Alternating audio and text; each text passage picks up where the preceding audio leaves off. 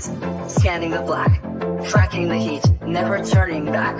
Control 22, a covert gaze. Control 33, in the cosmic maze. Controls in the mix, secrets untold. Silent watchers, brave and bold. In the shadows, they silently glide, protecting our interest, far and wide. As fears, sentinel of the night, watching over with infrared sight, alerting us to threats afar, guiding our defenses like a guiding star. In the silence of space, they keep their post, shields unseen yet feared the most. With precision and speed, they warn of danger, keeping us safe from the missile's anger. As beers, sentinel of the night, watching over with infrared sight, alerting us to threats afar, guiding our defenses like a guiding star. Controls in the mix, secrets untold, silent watchers, brave and bold. In the shadows, they silently glide, protecting our interest, far and wide. As fears, sentinel of the night, watching over with infrared sight, alerting us to threats afar, guiding our defenses like a guiding star. As fears, sentinel of the night, watching over with infrared sight, alerting us to threats afar, guiding our defenses like a guiding star. What up, everybody? Welcome to the stream tonight. Oh, guys, I'm feeling better. I am loving it. I'm happy to be here. Thank you, everybody, for being in the chat. I see we have a ton of people in the stream ahead of time. I hope you guys like the new streaming time. I also came up with a new subject. I think that what we're going to try to do from now on is we are going to do Malaysian Airline Mondays, where we're going to talk about the videos, the plane, the investigation, updates, news, anything related to the case. On Wednesdays, we will go through our generic science stream. If somebody can come up with a cool catchphrase for Wednesday, I couldn't think of any. Like, you know, I don't know. Something related to science on Wednesday. Hump day. It's also hump day. I don't know. Maybe come up with something. Somebody in the chat, come up with something for me. Post it on my Twitter, on the stream, in the replies, or in the Discord, or whatever. And then on Friday, I think that what we'll do is we will do Free Energy Friday. And we'll talk about science related to free energy, other updates about free energy. And then that's broad enough that I think that we can encompass things like cold fusion, and what was the other one I was thinking of? Like other various forms of over unity that can be produced. So I think that'll be fun. Weird Science Wednesday. There you go.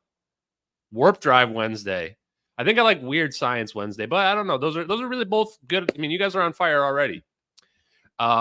So yeah, Weird Science Wednesday. Maybe we'll go with that. We'll see, guys. I like it.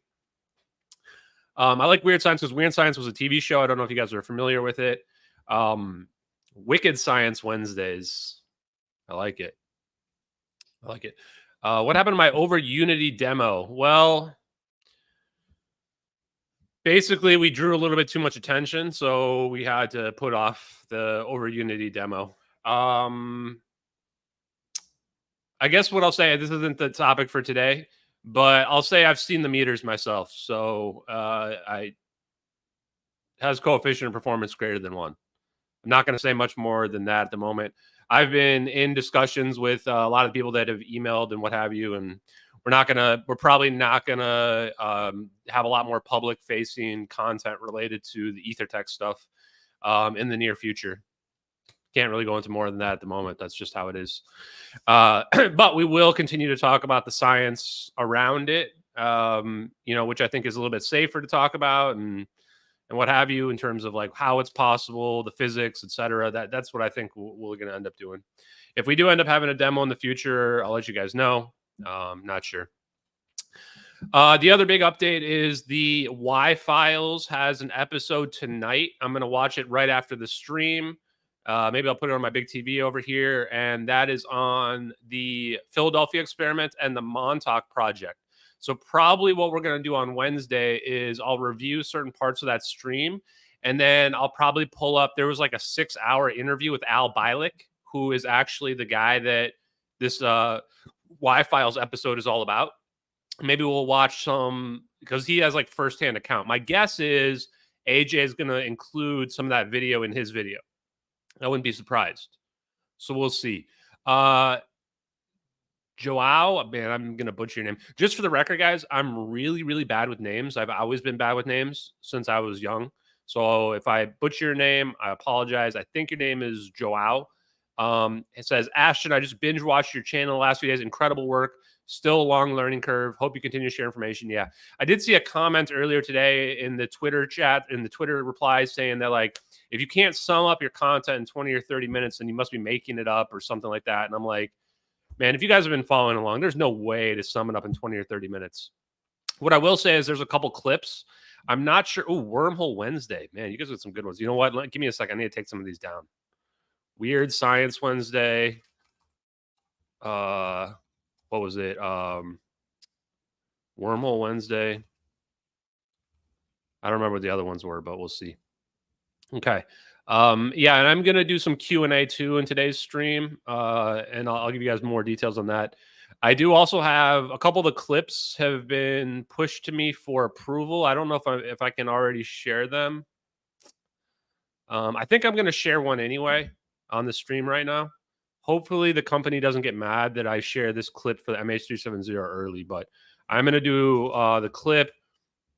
So let's see. Oh, but the other point of this stream that I wanted to do today was to help get the message out to anybody who's been new, and also potentially Nick Fuentes. So I planned on doing a bunch of posts over the weekend to give the best evidence for why the videos are real, the science behind them, and everything like that, so that Nick could review it, because he said he wanted to look at my content on one of his streams.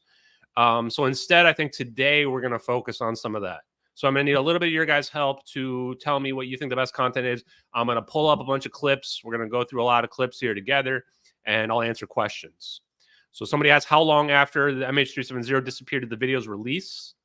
So the videos were published. The first video, the satellite video, was published May 19th, 2014. The plane disappeared March 8th, 2014. So that's roughly 72 days, roughly. And the date in the description of that first video, it says received March 12th, 2014, source protected. So either Regicide Anon was in on this hoax and they were trying to make it look official, or they really received that video on March 12th. Regicide Anon has not come out. So if this was some kind of practical joke, you would have thought that the hoaxer or Regicide Anon would have come forward, or at some point made any statements in the last 10 years about this, and they never have. Regicide Anon came out, and actually this is a good point. I'm going to do, I totally forgot about this, but Regicide Anon's Twitter. We'll take a look at Regicide Anon's Twitter later. 10 years ago, they said, like,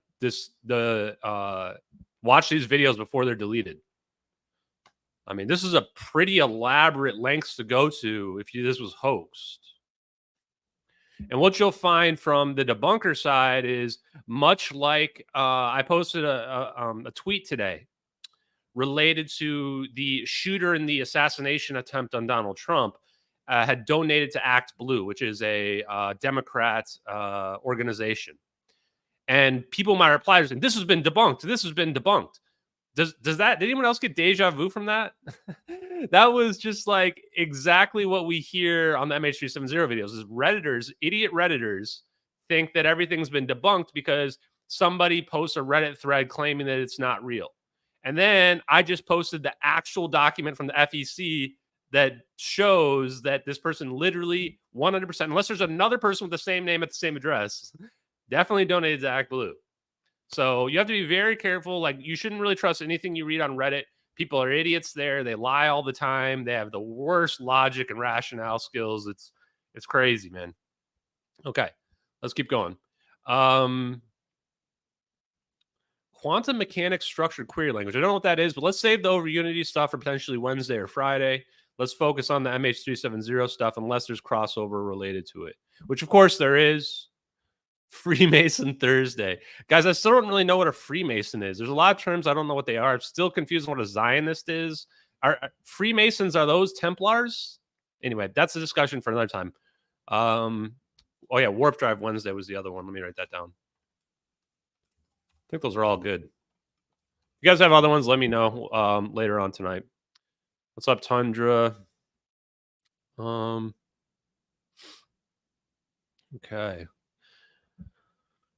Warp 4 Orbs Wednesday. I don't know about all that one. Let's see here. Okay. Let's take a look at... Okay, I'm going to first show you guys one of these clips. I got multiple, but I just want to show the one that I think I like better at the moment.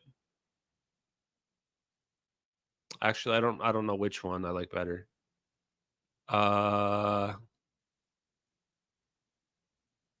Hold on a sec. I'm just going to watch this, but real quick. It's only like 30 seconds.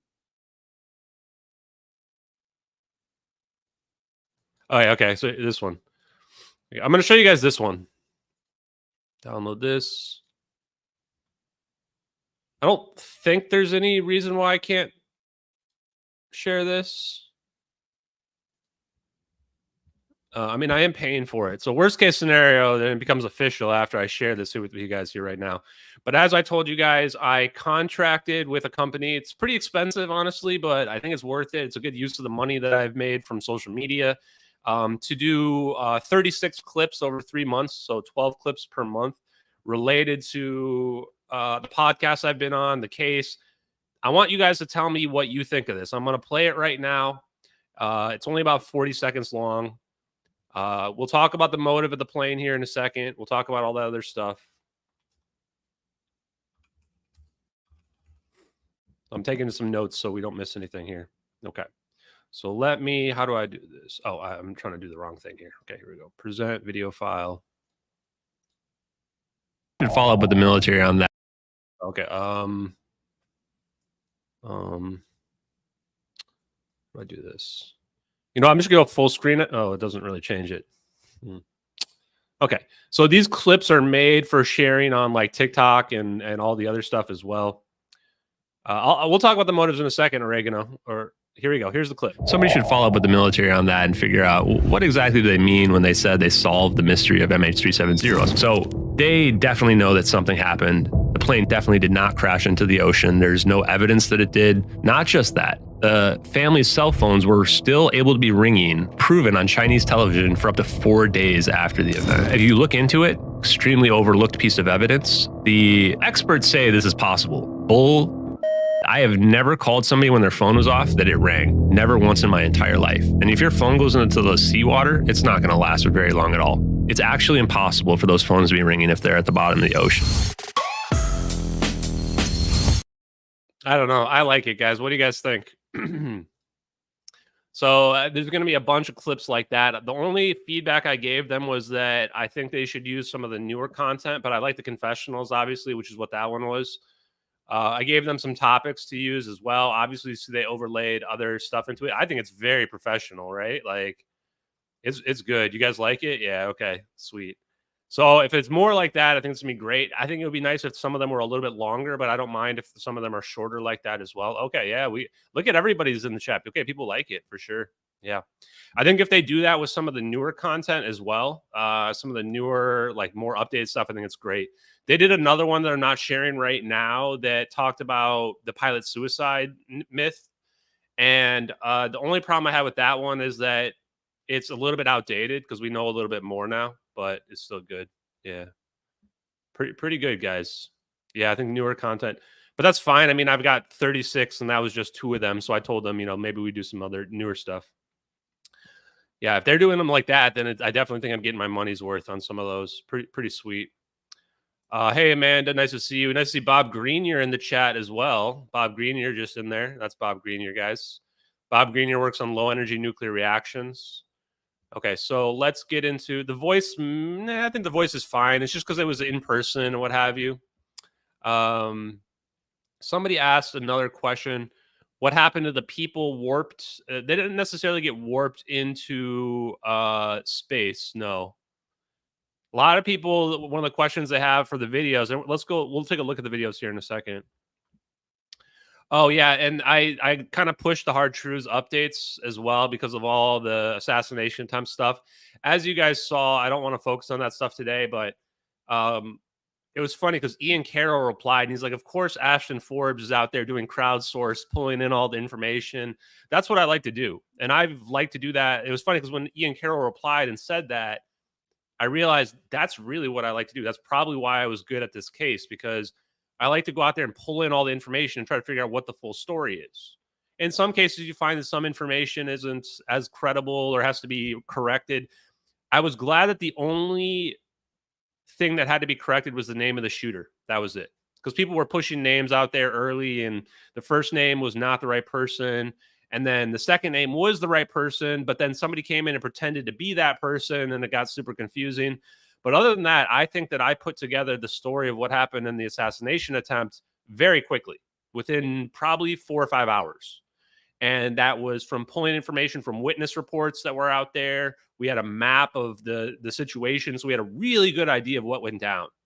And even now, people are, reporting on some of that information. And now it's just to the point where people are coming up with the story of what they think happened. Some people think that the government was in on it. Other people think that it was some type of elaborate staged hoax, which I think is pretty disrespectful to the person who died. And then there's people out there that are just trying to win political points off of it and, rage bait and all this other crap. So I'm not interested in that stuff. I did what I wanted to do. I put the information out there. Now we're going back to the plane stuff. But if there is other stuff like that in the future, like major events like that, I'll probably do the same thing. Because I think that it's, as we've seen from this investigation, and hopefully what I've taught people as well, is that crowdsourced, internet-based reporting will always beat mainstream reporting. Now, at the end of the day, the mainstream reporters have the contacts that can verify the information, which is great. But getting the information out there right away for people to make their own decisions on it, there's value in that. Whether or not people don't like it and they say, you should wait till we have all this, that's not how the world works. I want to go back to a world where social media knows the truth a day before it gets reported on CNN and MSNBC, Fox News, etc. And sometimes that means we're going to get certain things wrong and we're going to have to correct them. But that's, in the end of the day, that's what people demand, for sure. Okay, so let's move on to the next thing here.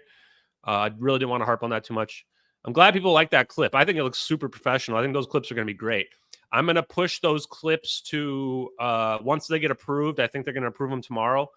I'm going to push them on Instagram, X, TikTok, and on my YouTube channel. So they'll be on all of those. It's going to be awesome. Okay. Yeah, and for Bernie, some of the stuff comes out like months before. And okay, I don't want to dwell on the assassination attempt stuff. Let's go back to the MH370 stuff. So if you guys have questions on the MH370 stuff, I will try to monitor the chat. Let's start with the videos themselves. Okay. And actually, I think that what I'm going to do is I'm going to play it directly off my Twitter stream or my Twitter, just because I did post them earlier today. Oh, so here's the big thing that I want to start with, guys. I was admittedly, I lurk around on Reddit occasionally just to see what people are thinking, but I pretty much never post, except for I've replied a couple times now to the MH370 subreddit, which is not the debunker subreddit, but the one where like the independent group people are on, and I see them there talking and what have you, and I just think it's just a joke. But I've noticed a trend on the debunker subreddit. I don't know if it's you guys or what. I've never directed anybody to comment on the subreddit before, although obviously I've posted links before. But there's a trend that I really like. So if this is you guys that I'm talking about here, what we're going to do, we're just going to go with the videos are real. That's the catchphrase from now on. The videos are real. Nothing more, nothing less. It's a simple phrase, and it infuriates the debunkers because they are desperately trying to convince people that the MH370 videos are not real. That's what they want. That's what they care about. So when you just come back and you just say the videos are real, you're like, I'm just ignoring what you have to say. Screw you. The videos are real. I think that just using that phrase is great. It's the equivalent of the meme that I posted with the angel where the person's all angry and the angel comes down and gives them a piece of paper that just says the MH370 videos are real. Perfect. So we're just going with the videos are real, right? And that's it. And, you know, they're going to come back and say, oh, well, you're not using any logic or critical thinking, blah, blah, blah. Just the videos are real. Nothing more to be said about it, right? Because we've presented, like, the people that have been following this investigation for almost a year now, you guys know, like, there's too much evidence, right? There's just way too much evidence. There's so much evidence that you can't just say, we found the assets. We found the assets. You can't know that those are the assets that are used, even if they matched, which in at least 2 of the 3 cases they don't. Even if they did, you could not possibly know for a shadow of a doubt that those were what was used. Like, models are going to match models, right?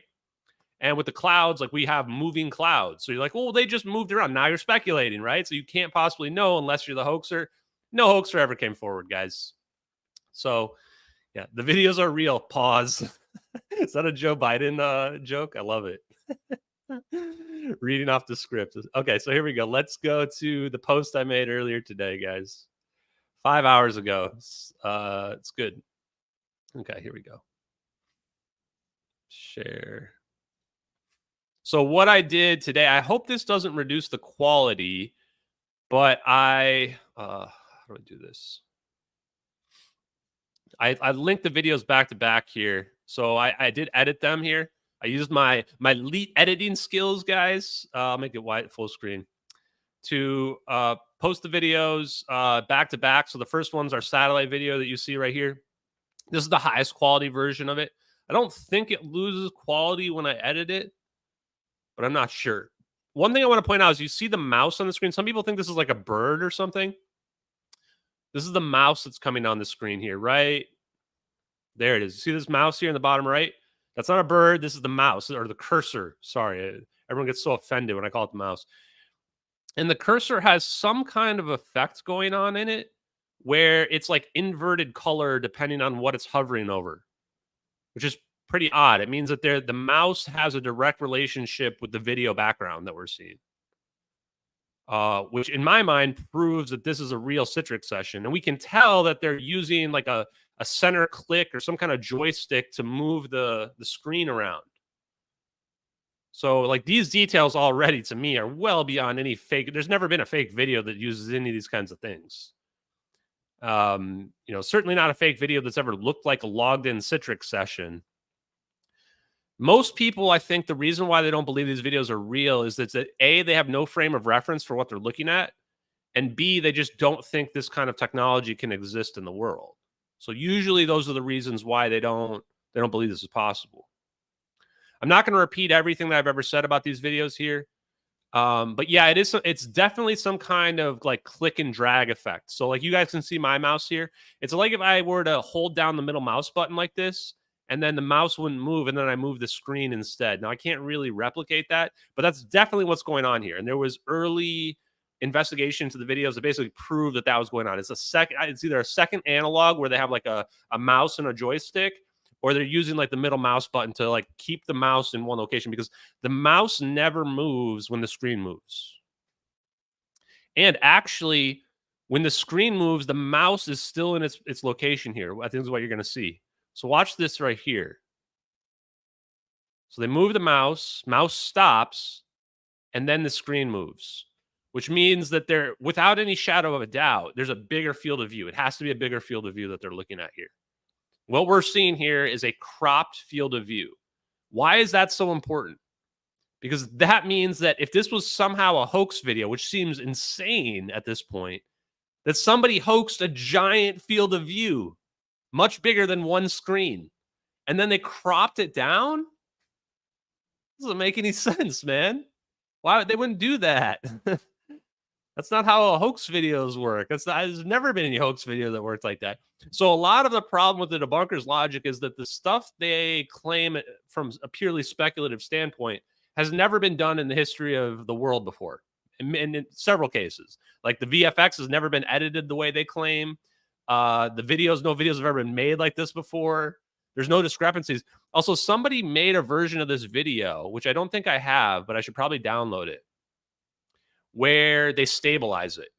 And when they stabilize it and they move the screen around, there's no like seams here. The debunkers claim that these are stitched together photos. There's no evidence of stitching anywhere in any of these videos and anywhere along this video. This is one giant field of view, one continuous shot.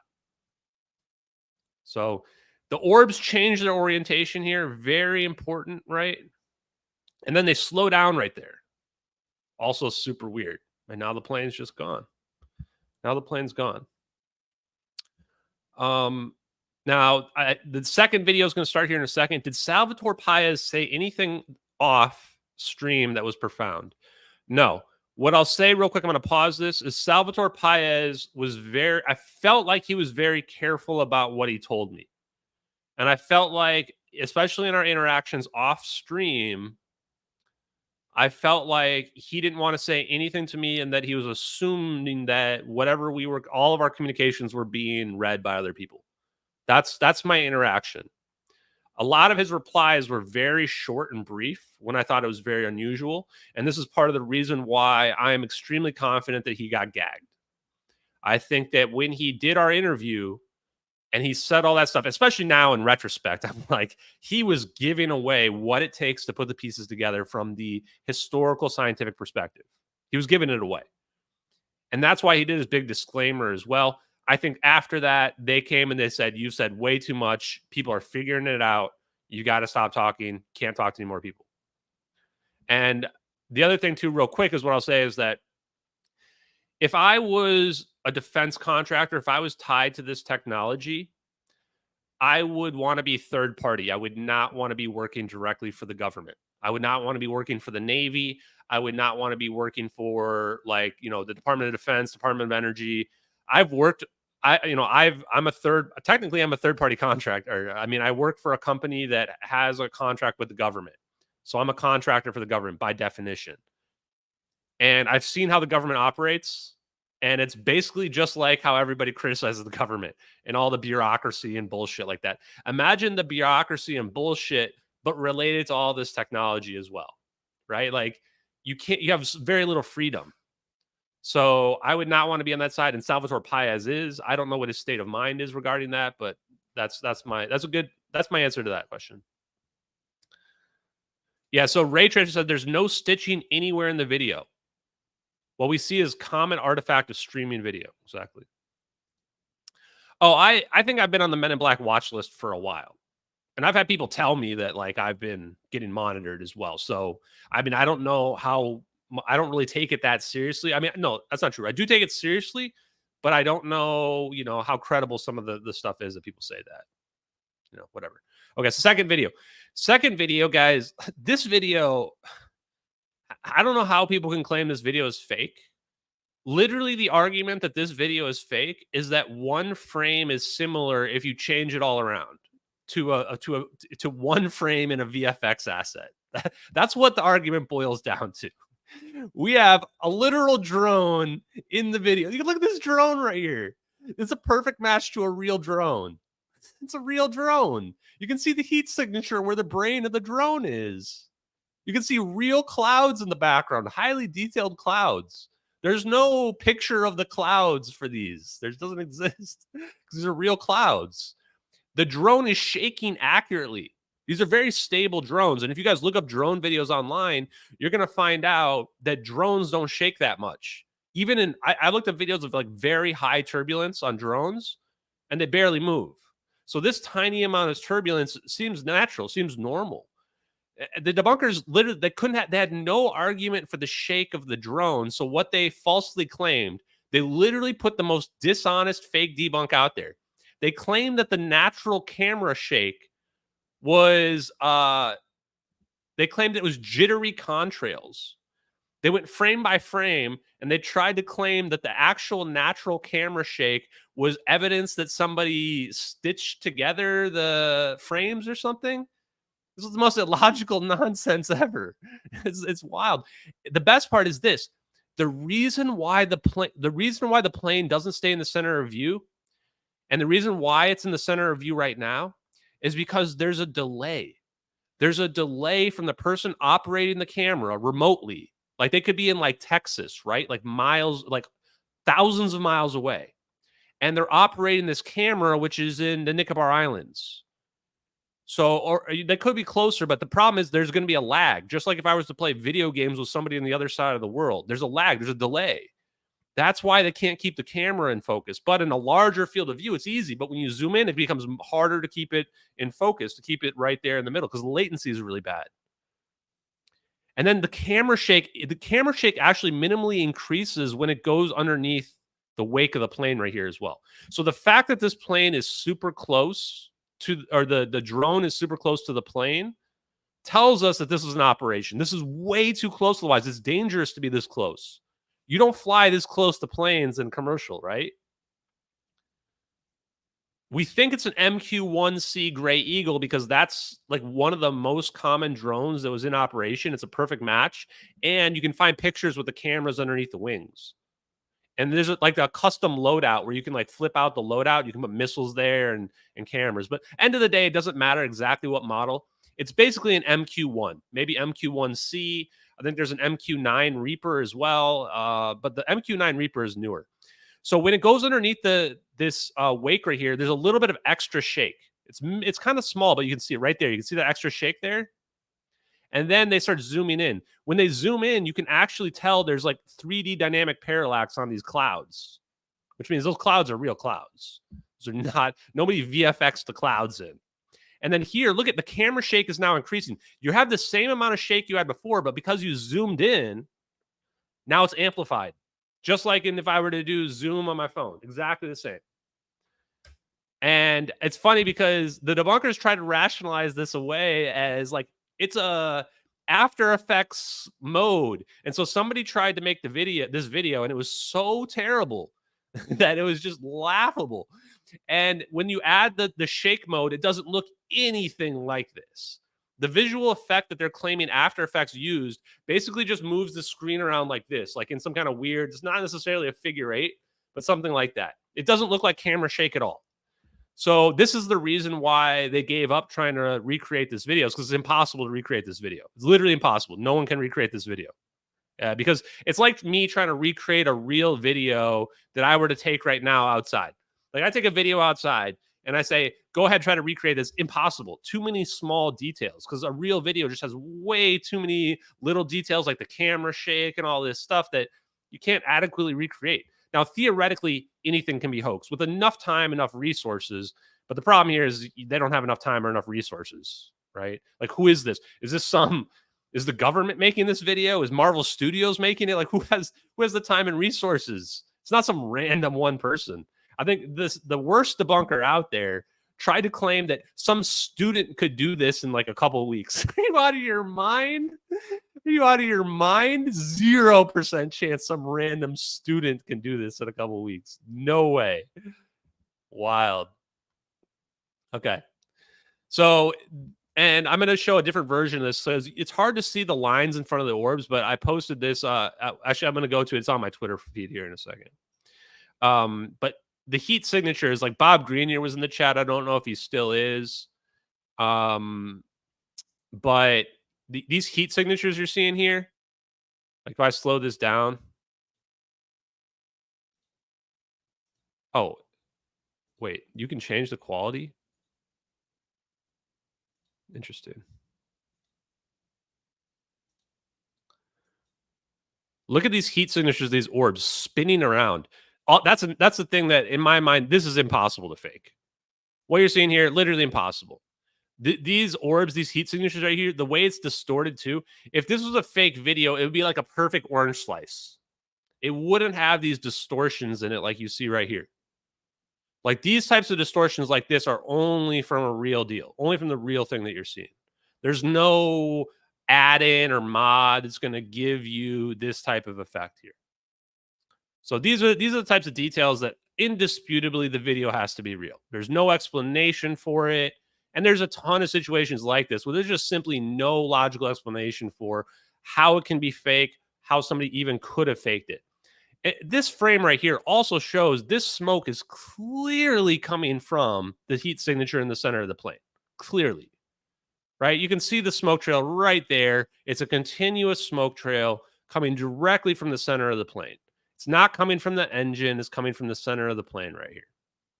So these are a lot of the details that people ignore because A, they have no logical answer for it, and B, it refutes their claims. And this goes to show how dishonest a lot of people are out there. Like you see me, I always address every claim that's been made. Always, every single time. Even the ones that are the bunker claims. They will not address it. I think that JK Philly fan actually went on a debate stream, and the moment he started talking about the details around the case, they wouldn't answer any questions. They said those don't matter. Like a lot of people that have no logical or critical thinking abilities whatsoever, they think that your arguments don't matter. If they can poke one hole in your story, that's all they have to do. They think they proved their case. They literally think this. Like they'll admit it too. Even Eric Weinstein said that like this is how midwits operate. This is what ignorant people do. They don't try to build any comprehensive story. They literally think that you can debunk something by just coming up with one counterclaim that's reasonably plausible, and that proves their arguments right. Like, this is the problem. Is a lot of people are just stupid in this world. Which, yes, I guess offense is warranted. You can see the orbs reorient right there too, right here. Look, watch this. Right before the plane flips, right here. You see those orbs reorient right there and then converge. I mean, the fact that the convergence is consistent with Coulomb's law, it actually shows that there's a reason for that convergence. Now, I'm going to skip through some of this slow-mo part right here because it's kind of boring. I'm going to go back to this slow-mo part. The orbs converging has a purpose. If somebody was just faking a video of the plane disappearing, they would just have there'd be a sphere around the orbs. The orbs wouldn't converge at all. How anyone could even know to have the orbs converge, there's no logical explanation for that either. I imagine the debunkers would just say they just did it for no reason. Like that's usually their answer for stuff is they don't have an answer. But that's again not how it works. In our investigation, we can basically have a reason for every single detail. And the reason there is because that's how they're basically amplifying the energy levels required to pull off what you see. Somebody asked some questions. Sorry, I'm going to take a look at some questions while this clip plays here. Now we're going to go to the second one, the follow-ups here. Oh, yeah. Do you think the drone was following from the beginning? No, I don't think the drone was following from the beginning. The drone intercepted the plane. The question is, did they know about the fire? And were they then trying to rescue the plane? Because we can see this smoke coming out of the back of the plane. We can see this heat signature in the center of the plane. It's got to be a fire, right? I mean, it's the only thing that makes any sense. The question is, was this a planned operation from the beginning? Or did they react to whatever happened on this plane? The fact that there's this whole story that they intercepted the plane just based on what we're watching here. The videos tell a story of an operation. And we can't tell it for 100% sure if it was a reaction or if it was planned. I think it was planned ahead of time based on the supporting evidence. But just the fact that the videos tell a real story about what really happened to the plane, that should be absolute proof that the videos are real. Somebody told a whole story that's consistent with like the real evidence and case around the plane about a fire event that is plausible because there's 500 pounds of lithium-ion batteries that are extremely unsafe in the forward cargo bay, right where they shouldn't be. How did the hoaxer know about that? I mean, technically they could know because that information became public in March 20th. So the batteries on board this plane, they lied about them until March 20th, which was well after they developed this narrative of the plane going to the South Indian Ocean. And then all of a sudden, the Malaysian Airlines CEO is, hey, guys, yeah, I just want to let you know we had 500 pounds of dangerous lithium-ion batteries in the forward cargo bay. What? Sorry, what did you just say? Right? So, okay. Hopefully that answers that question.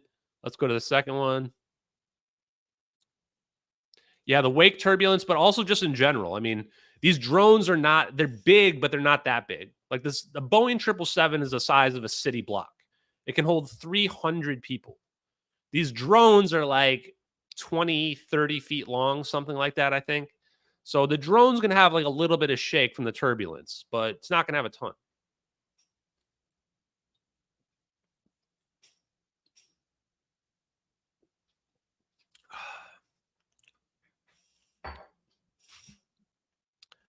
Baker's tough, bro.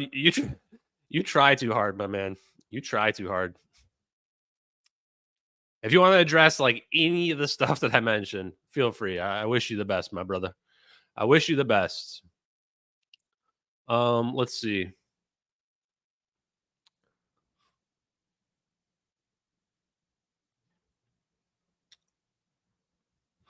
Yeah, now there's just like anybody who thinks that like a random person made these videos, completely delusional. Completely delusional. A lot of the people that think a random person made these or like a student did they don't have real jobs. They've never had a real job, most likely. Anybody who's actually worked a real job before knows that like something of this magnitude is a huge project. Huge project. As somebody who overestimates my own skills a lot, like that's how I know as well and how I can admit something like that. A lot of people overestimate their own skills and what they're capable of, right? And that's why nobody's recreated it. Like the amount of time that people have spent trying to make people forget about these videos, if they were as easy as they were to make, they could have remade the videos 1,000 times over. Somebody would have made it frame for frame exactly the same. I mean, you can literally copy it. In fact, the best recreation was of the satellite video, and they literally did copy all the aspects about it that are similar. The stuff that's not similar, like the orbs of the plane, there's stuff that they couldn't copy, and they look wrong immediately, like immediately. So yeah, just it goes to show is videos like anyone. The problem is like it's hard to have arguments with people when you can't. They're not even honest, right? If they're not even going to be honest about basic facts, there's no point arguing. So, okay, sorry, I'm trying to catch up to the chat real quick, and then we're going to go to the next thing here.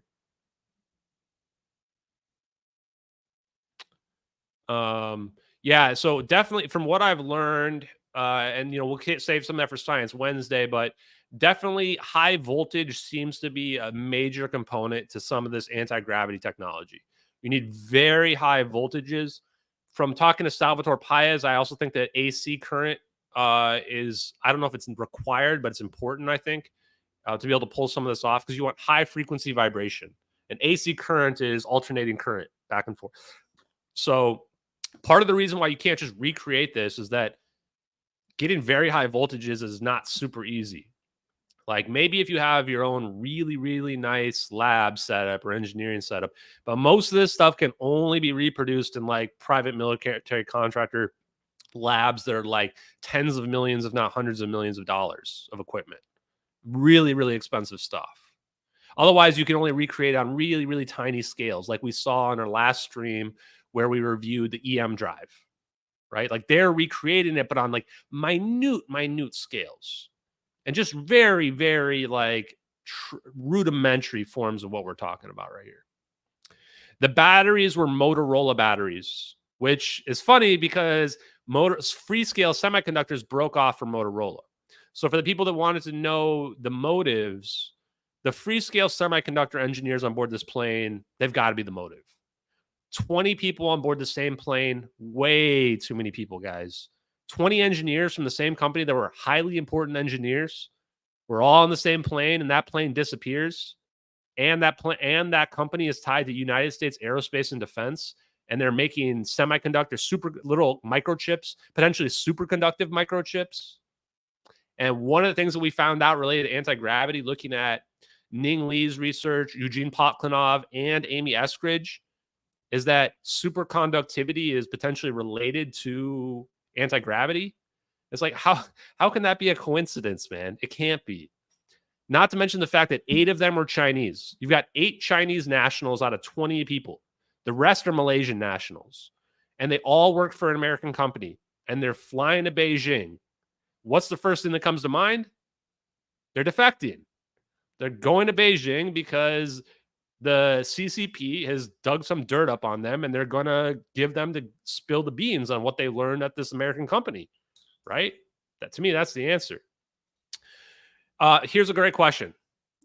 Why would they teleport the plane anyway if everybody's we don't know if everybody's dead. So one thing I'm always very consistent on is I'm not psychic. We can't know unknowable information. So a couple things we can't know for sure. Where did the plane go? What was the motivation of the United States government? And was everybody alive or dead? We can't know those for sure. We can make some informed, educated, speculative guesses. So the plane didn't go to another dimension, most likely because we found some pieces of debris. And also people saw it later on in the Maldives, which indicates that this plane went somewhere in the United States or somewhere in the world. And some of the phones were ringing again. So this is evidence it didn't go to another dimension. Why the United States government would do this, again, we have to speculate. Like, we don't know their motives, but we've got these scientists on board the plane. They're going to China. They're Chinese origin. They're working on these advanced microchips. To me, what does it ring true? Espionage or counter-espionage or whatever you want to call it. Also explains how you make a plane disappear, right? Because random like 9/11 hijackers can't do something like this. You know, maybe they can fly planes into buildings, but they can't take a plane and make it just disappear off the face of the earth. That requires like state-sponsored hijacking. And then with respect to the people being alive or dead, two aspects. We learned recently lithium-ion battery fire smoke is extremely toxic. Like just a couple inhalations of this smoke, you're done.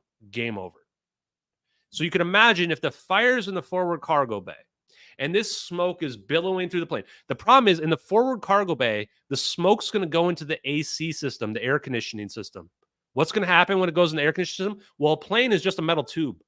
That air that's going to flow throughout the air conditioning system. What's going to happen? It's going to start blowing down in the airplane through those vents at the top. So you've got toxic lithium-ion battery smoke blowing in through the vents at the top. And the pilots probably depressurized the plane intentionally to try to get some good air in there. But just a couple inhalations of that, you might not even know. Like with carbon monoxide, for example, if you have a carbon monoxide leak, you might die and you can't even smell it. I imagine that the lithium-ion battery smoke, you can smell it, but like if you inhale too much of that, you're done. So to me, the bigger concern is, were people dying before we even got to that point? And then it's, are they trying to rescue the people, or was this some kind of weird operation? And then the last thing I'll say on the question of like, why teleport the plane? Why teleport anything? Why would you teleport any object? Early on, I concluded there's not a lot of reasons. I can only think of one main reason. You're trying to hide whatever you're trying to do. If you make an object go from over here to over here, you're trying to hide it from the people that would see it over here. So you teleport it over here. So theoretically, early on, I thought maybe they're teleporting it from a location where they know adversaries don't have good spy satellite surveillance. And that way they can have no idea where it shows up. There's no way to tell where it's showing up, just teleporting. Now, there's another twist that I think actually makes more sense, is that you're doing it because maybe they can see it, but maybe they don't have good resolution on it. So they know you did something, but they don't know what for sure. So what is that? That's a message. You're like, we just made this plane disappear, and now you're sitting there going, how the hell did they do that? Because that's scary, man. Real scary. So that would be a message to your adversaries. Okay. With respect to the power needs related to the orbs, when they were converging like what we just saw there, the power needs are extremely high. This is the reason why Salvatore Pais' patent had so much scrutiny from the patent office. They didn't think the energy densities required were possible. And now this is why I think that what we're seeing with those orbs is cold fusion. They're able to actually suck energy from the ether through a miniature cold fusion device. Compact cold fusion. And Salvatore Pais has a patent for that. He has a patent for everything we see in these videos. High frequency gravitational wave generator, compressed fusion plasma device, inertial mass reduction for transmedium craft, and piezoelectric induced high temperature superconductivity. Literally everything. He's got a patent for it all.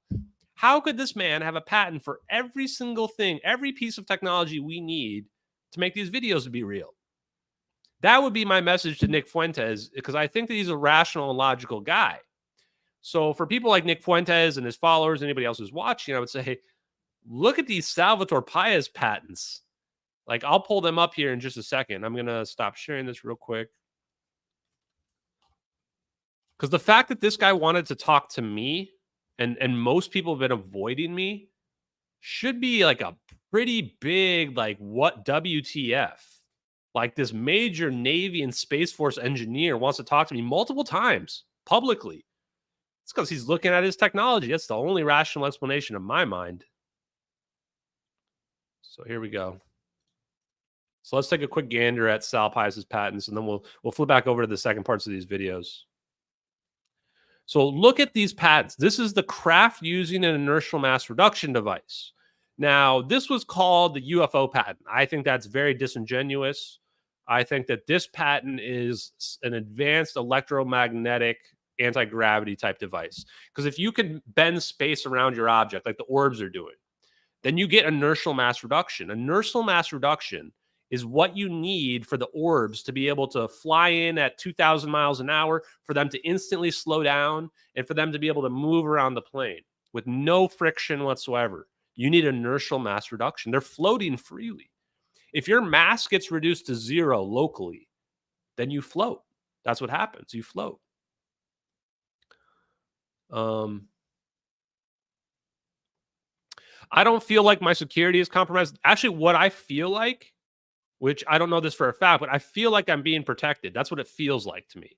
It feels like there's people out there that are preventing the bad guys from doing stuff to me because there's a good faction that wants the information out. That's what it feels like. I don't know, but that's what it feels like in general. But I do feel like I don't want to push it, because I feel like if I push it too far, then, you know, who knows, right? Like if you back a wild animal into a corner, what does it do? It lashes out at you. Lashes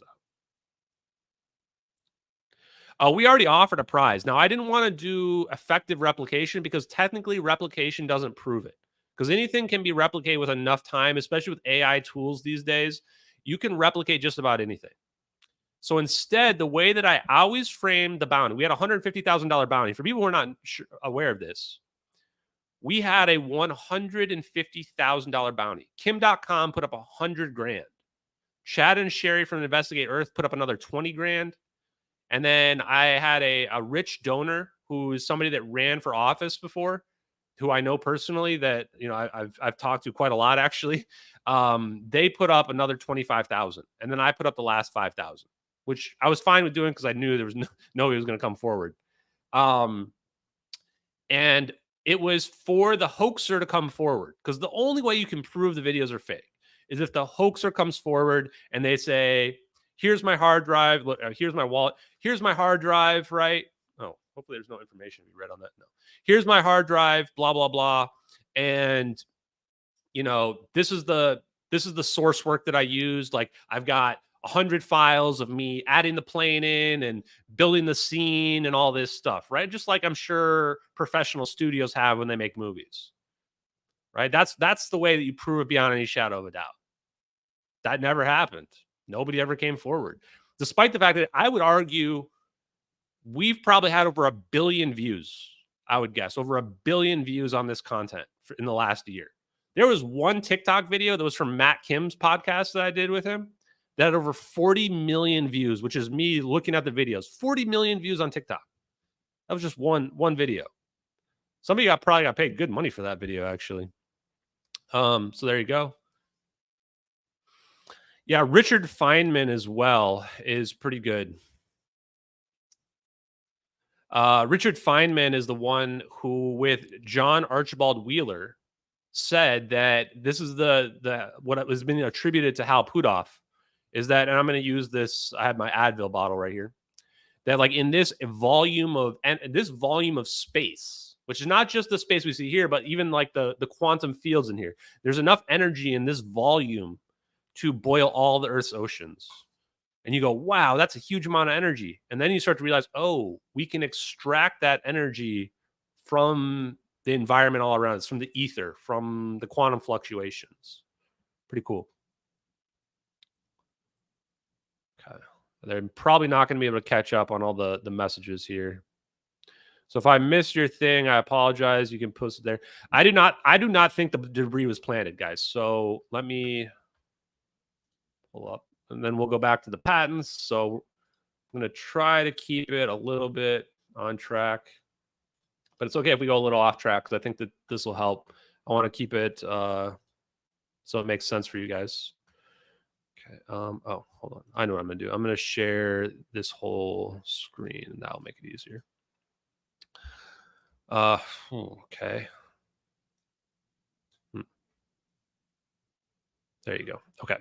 So this is the best image that I was able to find about the debris. So you can see these are the debris patterns, right?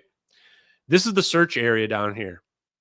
What's the problem with this? The problem is pretty obvious right off the bat. You can see the ocean currents here, right? The ocean currents don't flow to the west down here. They flow to the east. The debris should have washed ashore over here in Western Australia. Why was the debris not washing ashore in Western Australia over here?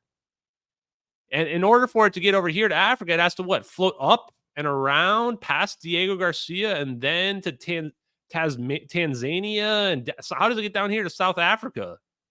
Doesn't make any sense. Literally impossible. Even over the course of a year, it can't drift this far.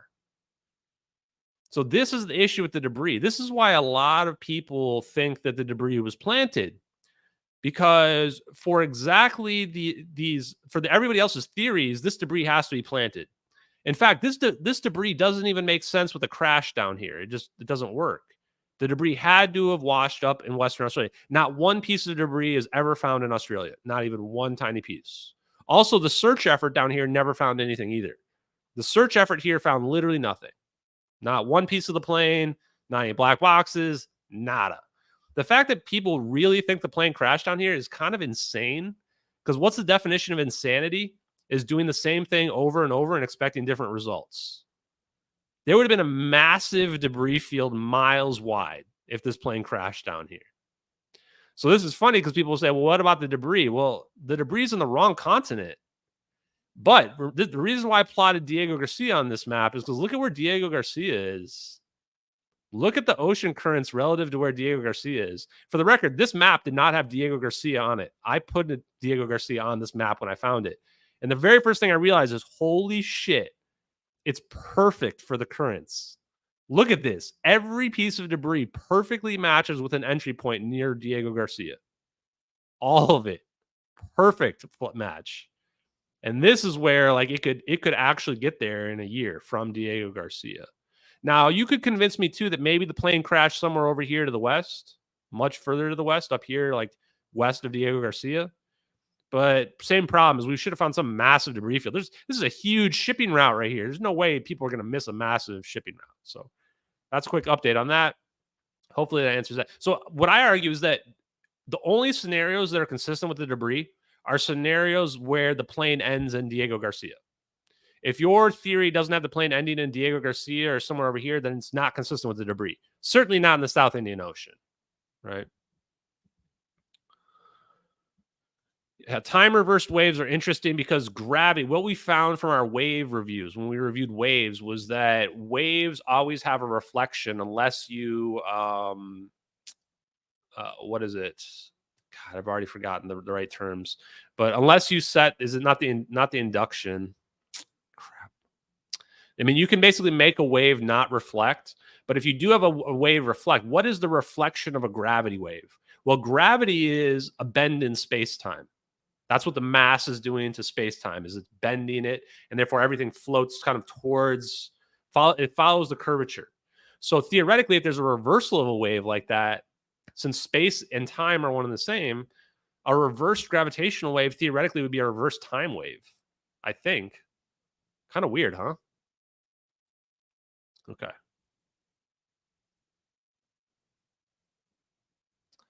Yeah, I appreciate it. And for the record, this hasn't even been a whole year yet. The 1 year anniversary of this investigation comes up next month, beginning of next month, somewhere around August 7th or August 8th. But I didn't really kick this off till around August 14th or 15th. So we haven't even been doing this for a full year yet. Pretty crazy how much work we've done. And thank you, Rob. I appreciate it, man. It's possible the plane disintegrated. Yeah, it's possible. Annihilation is a possibility. If antimatter is possible, then theoretically the plane could be disintegrated. But then how do you explain all this debris that we were just looking at? Like, where does this come from? You know, but theoretically, there's a scenario where that's possible, I suppose. You could say it's an experiment, but it seems kind of weird to pull this off as an experiment, given the whole fire event and all that, and the Freescale engineers. But I'd say there's a small chance, yeah. I don't think this is going to ever get declassified, because this is like, you could argue this is a war crime. You could argue that this is a literal war crime. So I don't think they're going to declassify this. I think this is the kind of thing where, like, even the UFO people, that want to know about UFOs, they don't want to touch this because like this implicates like people all the way up to Obama. Like Obama knows about this and he's been lying about it, right? Like he had to be briefed on. Even if he didn't sign off on the operation, he would have been briefed on it afterwards because he's got to go to Malaysia and talk to the prime minister. So he's got to get told, hey, we stole this plane. You got to go smooth it over with the Malaysians and blah, blah, blah. Talk to the prime minister, do the politic thing, blah, blah. You think Obama's going to take the heat for this? No way, dude. No way. They're never going to reveal this. This is going to be one of those things where it's like JFK, where like, even if people like figured it out, which I don't think they would have unless this investigation had happened, like 30, 40 years from now, they're going to like keep classifying the MH370 documents over and over again because they can't let anybody see it. Because the moment anybody sees it, they know that we did this, you know? It's crazy, huh?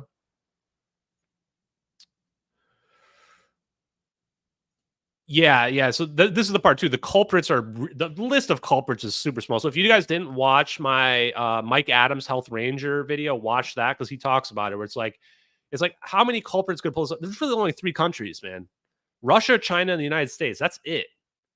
That's it. Those are the only people, and we know China didn't do it. Why? Because they hacked the Malaysian government the next day. This basically is like that's their alibi. Is like, well, we were hacking the Malaysian government to steal information about the plane. Why? Because they were trying to figure out what happened to it. They had like 100 people, 200 people on board this plane, and they all just disappeared. And they know that the plane didn't crash because they got satellites everywhere. Russia just feels like Russia doesn't have the capability to pull this off. No disrespect to Putin, but it feels like they're a little bit further behind. The real reason why the United States is doing it is because we're the ones filming it. Right, we're filming it on 2 assets that had to have been they had to have been deployed or it be in operation. So United States is the one who did this. I wish I could blame another country. I really, really do. I wish my country did not pull this off, but it is what it is. There's a good question about the sound. We looked up like earthquake stuff. There's nothing matching that area around there because it's like technically a phase transition. It might be very quiet. It might be that one of the only ways to even detect this is using a high frequency gravitational wave detector, which I believe 100% we have them. And I think the other countries do too. I think the other countries know that we did this, but what are you going to do? Like, yeah, the United States government warped the plane away. The problem is it reveals their own capabilities. Like this is like spycraft at the biggest levels. Like this is like, imagine the Manhattan Project where everybody's trying to figure out how to make the nuke ahead of time, like first. This is like that, but like times 100, times 1,000,000, where it's like we're trying to figure out how to advance this technology the most, the furthest, the soonest. Because even what we see there is incredible, but I think that that's just the beginning. I think you can push this technology much further. And so it becomes this kind of like never-ending arms race because we're constantly trying to figure out how to make this technology more scary, weaponize it in scarier ways. Okay. So let's take a quick look at these patents again. So inertial mass reduction patent. And then if you click on Salvatore Pais' name right here, you're going to find this. Look at these patents, guys. These are approved patents, by the way. These are not like abandoned or whatever. These patents were approved. Look at the dates of approval. So they were submitted 2017, 2018, 2016. This one is 2015. This is the I think this is the EEMF electromagnetic field generator. And this one was the one that was. This one was actually granted. No, 2018. Yeah. And then high frequency gravitational wave generator, laser augmented turbojet propulsion system. I didn't even know about this one. So he's been doing stuff for 20 years. Salvatore Pais has been. Is this one also U.S. Navy? Northrop Grumman. Okay, I'm starting to get scared now. We might not look at this. Yeah, guys. I mean, people that think Salvatore Pais is a quack, guys, do you really think that Northrop Grumman? Do you guys think that Northrop Grumman is like just paying people, I presumably tons of money for patents like this that just don't work? Do you really think that? Yeah, I don't think so, man. So anyway, these are his patents. High frequency gravitational wave generator. I mean, look at this, man. I remember seeing these patents before all this, and I was like, this dude knows some stuff, man. He knows some stuff. Yeah, I think that a lot of people are not versed in this, which is fine. I just want to put the pieces together for people so that you can figure this out. I mean, look at this. Like, the people try to rationalize this away as like, literally, this is the argument people use, is that we patented these, made these available to like confuse our enemies. What? Well, the science is real in these in these patents. Well, how does this confuse our enemies? It doesn't make any damn sense. It's not like the patents tell you enough to like perfectly replicate it either. That's the whole point. Yeah, I wish there was a Y files too, but this is like the funny part is this is too dark for the Y files. Because the Y files, like, they'll do stuff that's like older with conspiracy related stuff. But for something like this that is like so fresh and has huge implications, it's scary. Like, this is pretty scary. The Y files, they don't want to get disappeared either. Okay. Oh yeah, why no martini today? I haven't drank in like a month since I was at the Cosmic Summit because I've just been trying to get better and better. Oh, Travis first heard about me on Mike Adams' podcast. That's awesome. That was one of my best podcasts ever, actually, and it's probably one of the last ones for a while as well. I'm just, the interest has kind of died down, but I'm also kind of over it in terms of doing the stuff. And now, with the EtherTech stuff, I'm just super busy with other things as well. So that's just part of the reason behind some of that, guys. Okay. Heat pumps are technically over Unity, but the type over Unity we're talking about is a lot more significant than a heat pump. It's not just coefficient of performance greater than, but it's actually converting it to electricity, right? As opposed to just heat. The barnacles actually were not consistent with the growth. So I don't know where you got that lie from, but they were not.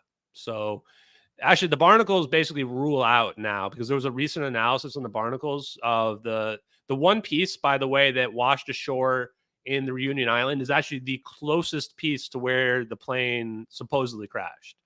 And the barnacles only had 4 months of growth on them. But supposedly that piece had been in the water for 16 months. So no, it's not consistent at all. And recently, maybe I could find the article, but I don't think I'm going to bother right now. I think that they found that maybe what I just said was the new thing, that basically there's no way. Oh, they said that the barnacles only started growing after it got to the Reunion Island, based on the newest analysis. I think just a couple of months ago. That's pretty much the only investigative evidence from Jeff Wise that I think has some credibility.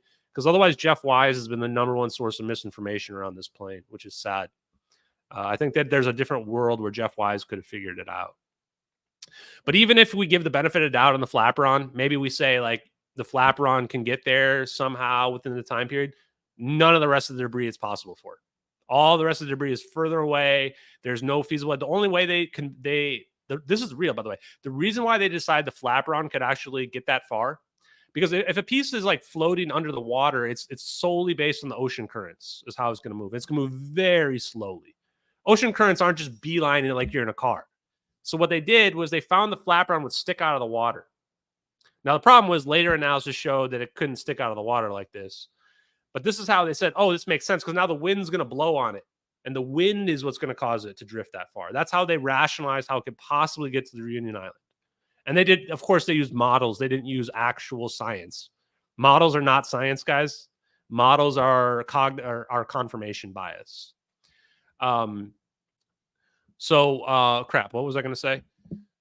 So that piece, like, even if you take all of those assumptions and just give them the benefit of the doubt, which is pretty absurd, then the other pieces, it's not possible. The other pieces don't have things where they can stick out of the water. Like, there's a piece of Rolls-Royce engine cowling that's got a big RR on it.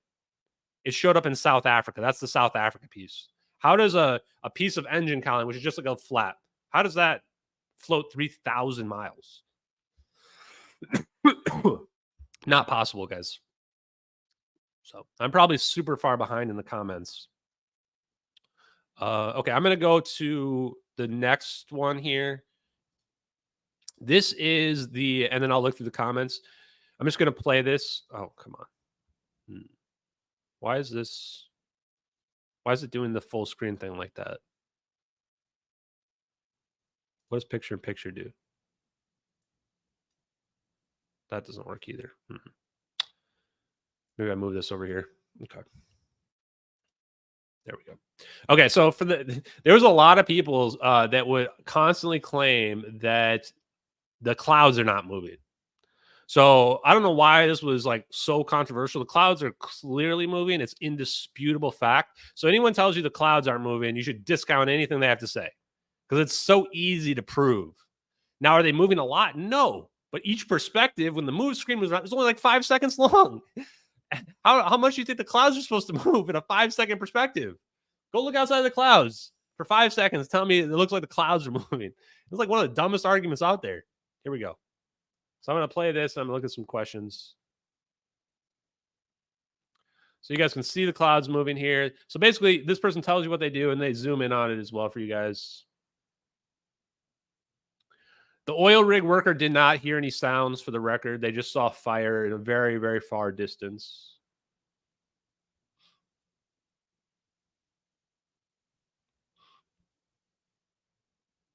So this is where they zoom in right here. I mean, how can you deny that the clouds aren't moving? Obviously, the clouds are evolving there. And that's just one location. Like we were able to show that in several locations, the clouds are evolving.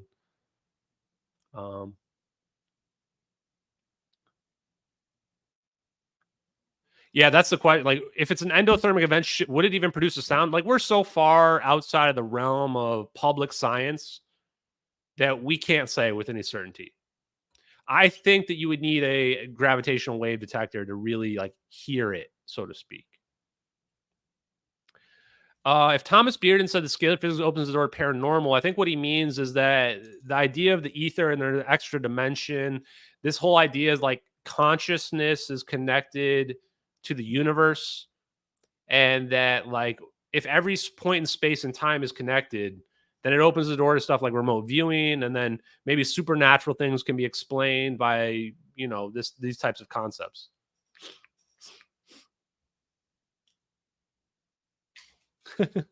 After the crabs took the debris, China ate all the crabs, hence no plane debris. Pretty funny.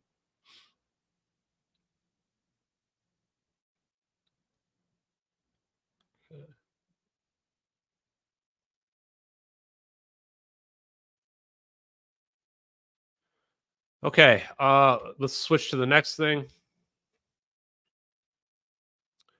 Oh, I think this is probably why, because I didn't click on it at a time, right? Nope, still doing this. Okay, so this one right here, guys, this is the death blow to the debunkers. This is the one that is like the credibility of these videos. Like, how can you think that these are fake? It took us, when did we first find this detail? Probably just a couple months ago.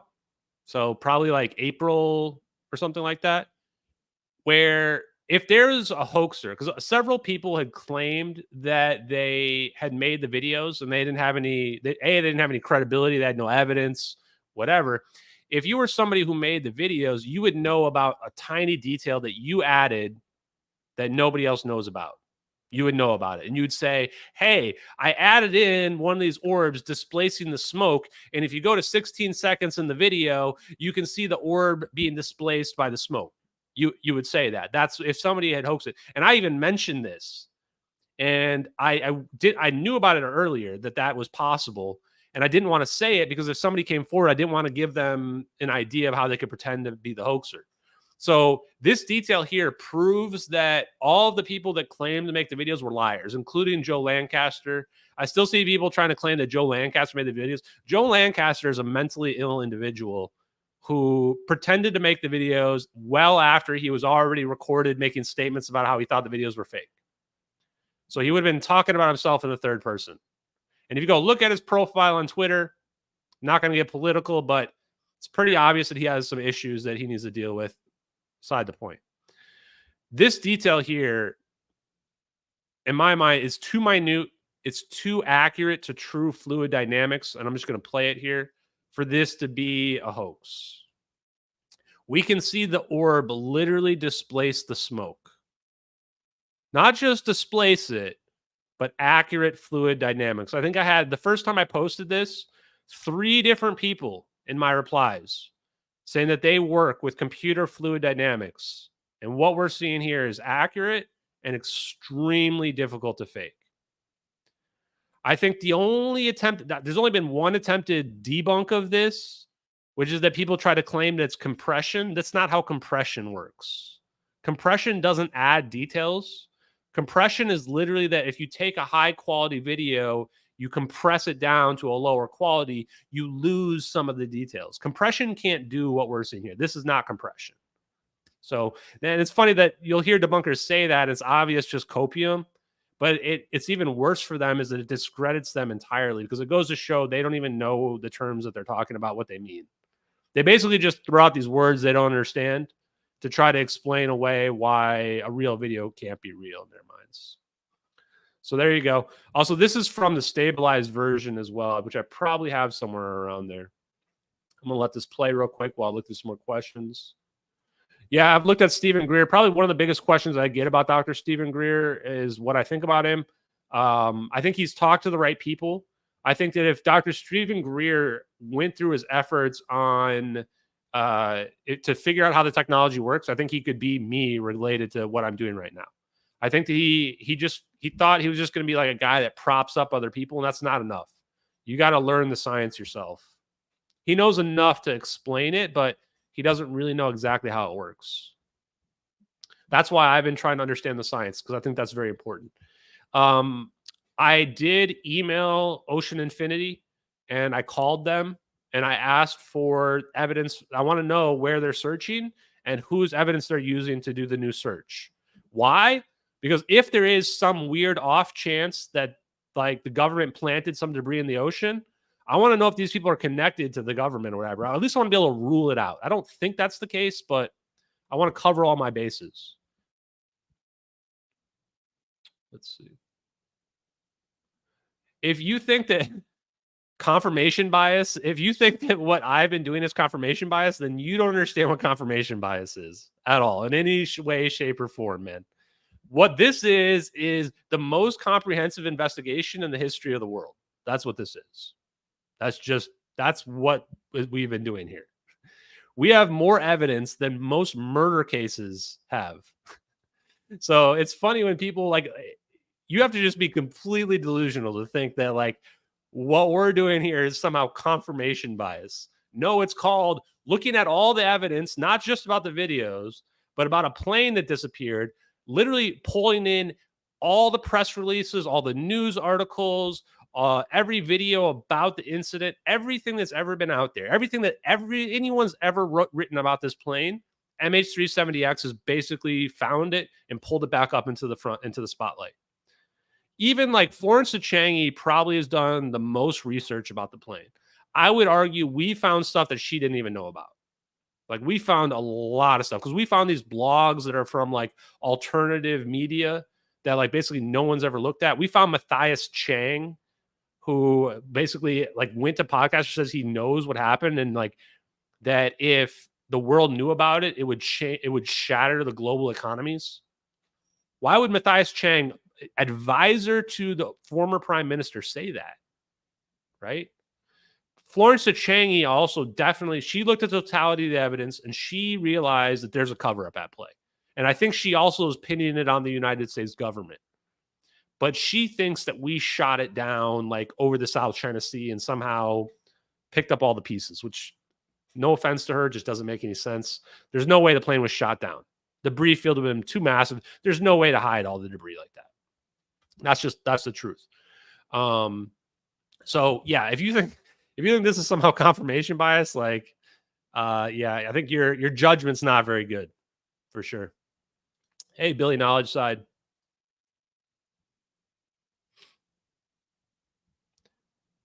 Yeah, and what did Edward C. Lin go to prison for? The funny part about this investigation is Edward C. Lin. All anybody has to do to confirm or prove the videos are fake is find Edward C. Lin. If people thought the videos were fake, if the media thought the videos were fake, why wouldn't they just go talk to Edward C. Lin and be like, oh, this guy's been saying your name on every podcast for the better part of a year, saying that you leaked these videos.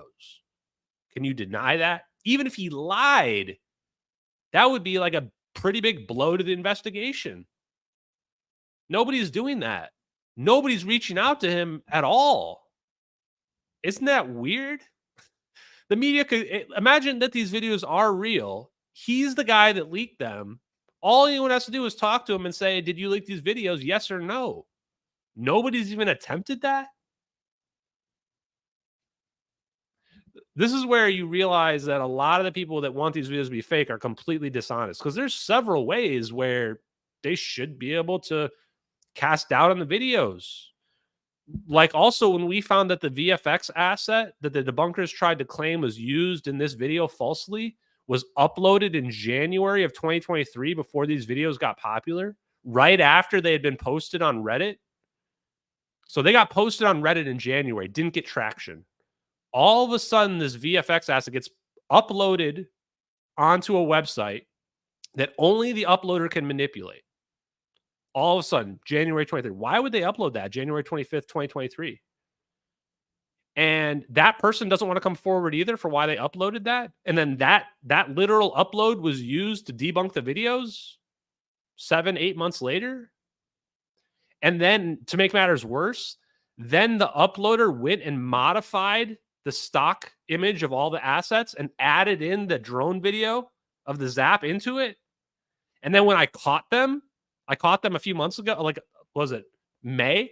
I caught them. We found it. We went, whoa, they modified this. They added in the real drone zap in to make it look like it was part of the Pyromania assets. Shows deceptive intent, 100%. And when I caught them, what happened? The next day, under 24 hours later, I caught them, posted it on Twitter. 24 hours later, the person who uploaded went in and removed it. They removed that image out of there. The debunker said they did that to troll you. Who would do something like that to troll? Only somebody with dishonest intent. Only. So that was weird, because the debunkers could have said they came up with some claim that got added in later on after the videos got popular, that little frame that showed the zap. Well, it doesn't make it any better. Makes it worse, honestly. Goes to show that the person that uploaded that had dishonest intent from the beginning. That person never came forward. What you find out is nobody ever tries to find out who the hoaxer is. The debunkers never try to find out the hoaxer. They never try to figure out what Edward C. Lin leaked. They never try to figure out who this person is that uploaded this VFX, the very VFX that they used to debunk the videos. They didn't try to find out who the person is who uploaded the cloud images. Or actually, they found the person who uploaded the cloud images, but they never tried to track down who downloaded the cloud images, because the picture taker didn't make these videos, and they claim that those pictures were used in these videos. There would have been probably only one person that downloaded the videos in this window, or those pictures in this window of time, to have faked these videos. And they know the owner of the website. They know the picture taker. Mick West admitted that he knows the owner of the website. None of the debunkers have ever tried to find any verifiable information. They've never tried to find the hoax or any of this stuff. It goes to show, again, there's some fuckery afoot here, right?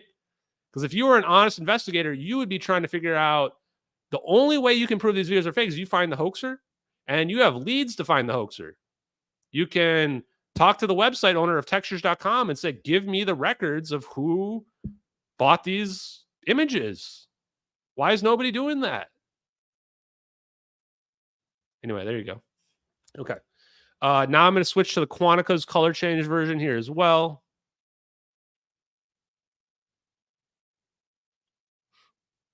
I'm probably like 300 messages behind in the chat, so I apologize, guys.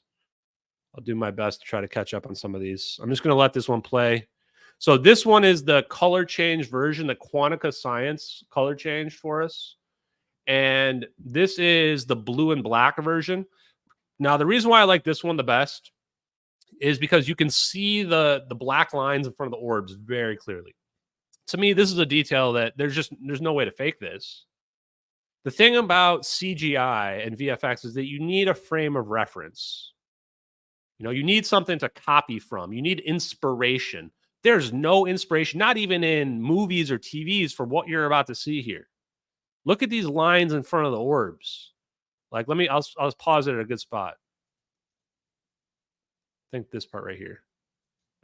You can see this line right here is in front of the orb. This line is clearly in front of the orb. And then you can see the black, a little bit of black right here in front of the orb. they're actually bending space in front of them.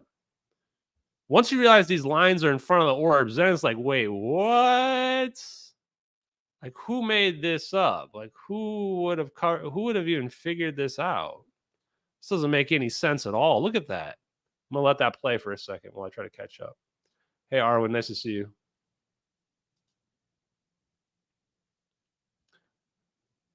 Yeah, I think we pushed the intelligence communities to the limit with these videos.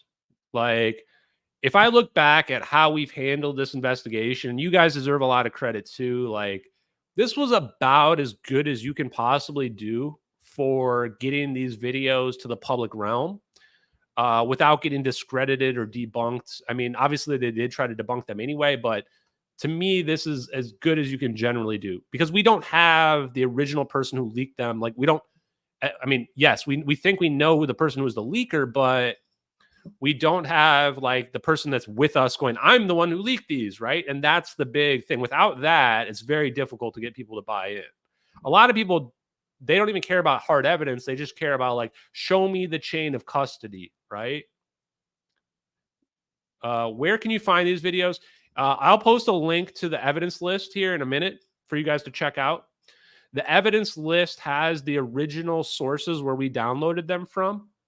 And then the high quality version that I showed you earlier today of the satellite, I don't know. It actually got bombarded because we found that one only recently.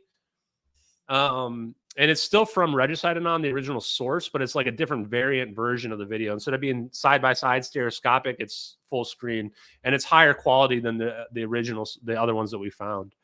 So we've only found them on the Wayback Machine. Yeah, this is a good point by Charles Mulligan as well, which is Milligan, which is that this is why you can mostly tell that I'm unbiased. Now, to some degree, everybody has their biases, but and sometimes when I post stuff like the videos are real, obviously that's rhetoric, right? That I'm using there intentionally. But from the investigative standpoint, I'm honest about what we can't know. But the stuff where we have like a huge amount of evidence, it's like the same as saying, that OJ killed, Nicole Brown Simpson and Ron Goldberg, right? Because there's an amount of evidence that you can believe in a story that makes sense. Now, the crazy part is like, I think we have 100 or 1,000 times more evidence than the OJ trial did. So like, that's why I can say certain aspects we're very confident in. But this is the difference where, like, if debunkers were honest, they would try to emulate what I'm doing and say, okay, here's the assets we think are used. Here's the story that makes sense. Here's how they created it. Here's the time frame. Here's the likely psychological profile of who did it. Here's their motivations for doing it, right? All the same questions you guys asked me. What's the motivations? What happened to the person? All this stuff. They would do that. This shows that they're not honest. And then the rhetoric that they use is very dishonest. They say, we found all the assets. These assets are used. These assets are perfect matches when they're not. All those types of rhetoric that just it hurts their credibility when they use those terms, which they can keep using it if they want. I mean, people see that know how logic and reason work, and it makes them look really bad. So I totally encourage them to keep doing that if they want. Let's see.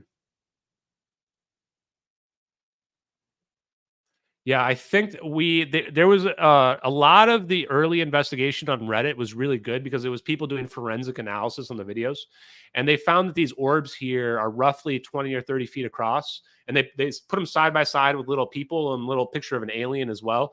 And there's no way there's anybody inside these orbs. They are pretty big, but these are a plasma field, so this is not a solid object. Oh crap! I just skipped ahead. Oh no, we're good. Okay.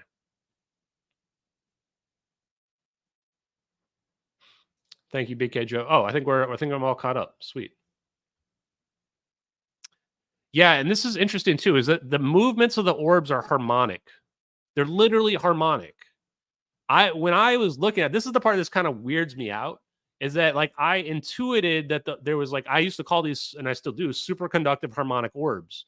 And the reason why I called them harmonic is that when people graphed them on a graph, and maybe I can find the image of the graph, they're a perfect sine wave pattern, which when you look at the sine wave pattern like that, the first thing you think is, oh, this is like music. you know, like this is, you know, with a pattern that repeats like that, you think it's got to be a musical pattern, a musical note. So that's why I was calling them harmonic. It turns out that they are. It's a 3-phase electrical system. And the 3-phase electrical system is consistent with a 0 point. I think there's different voltages that it can be. And that's where like my initial electrical ignorance of electrical engineering didn't really pay off there. But it is a 3-phase 0 point. The 0 point system just means like everything balances out like an equilateral triangle or a line like this. And the way the pattern of the orbs they're making is like a musical, consistent, repetitive pattern. Pretty cool. We think that there is a 4th orb. That's why you see, I think that's wrong, this sign right here, 4th orb.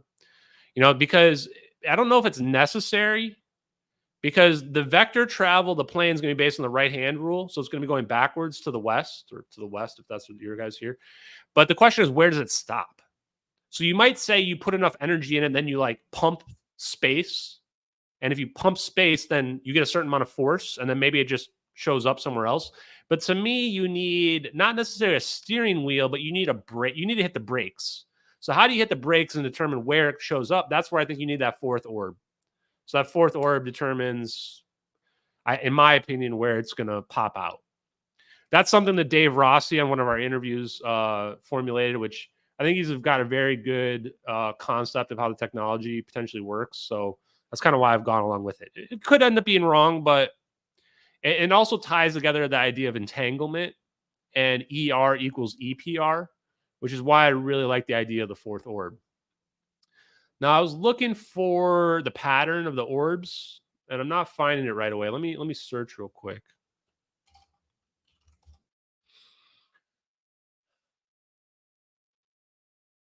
I ended up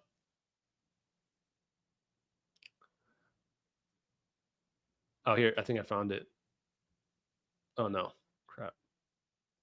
I ended up having to change a lot of my files. Oh, here we go. Analysis of the orb treasure. Okay, I found it, guys.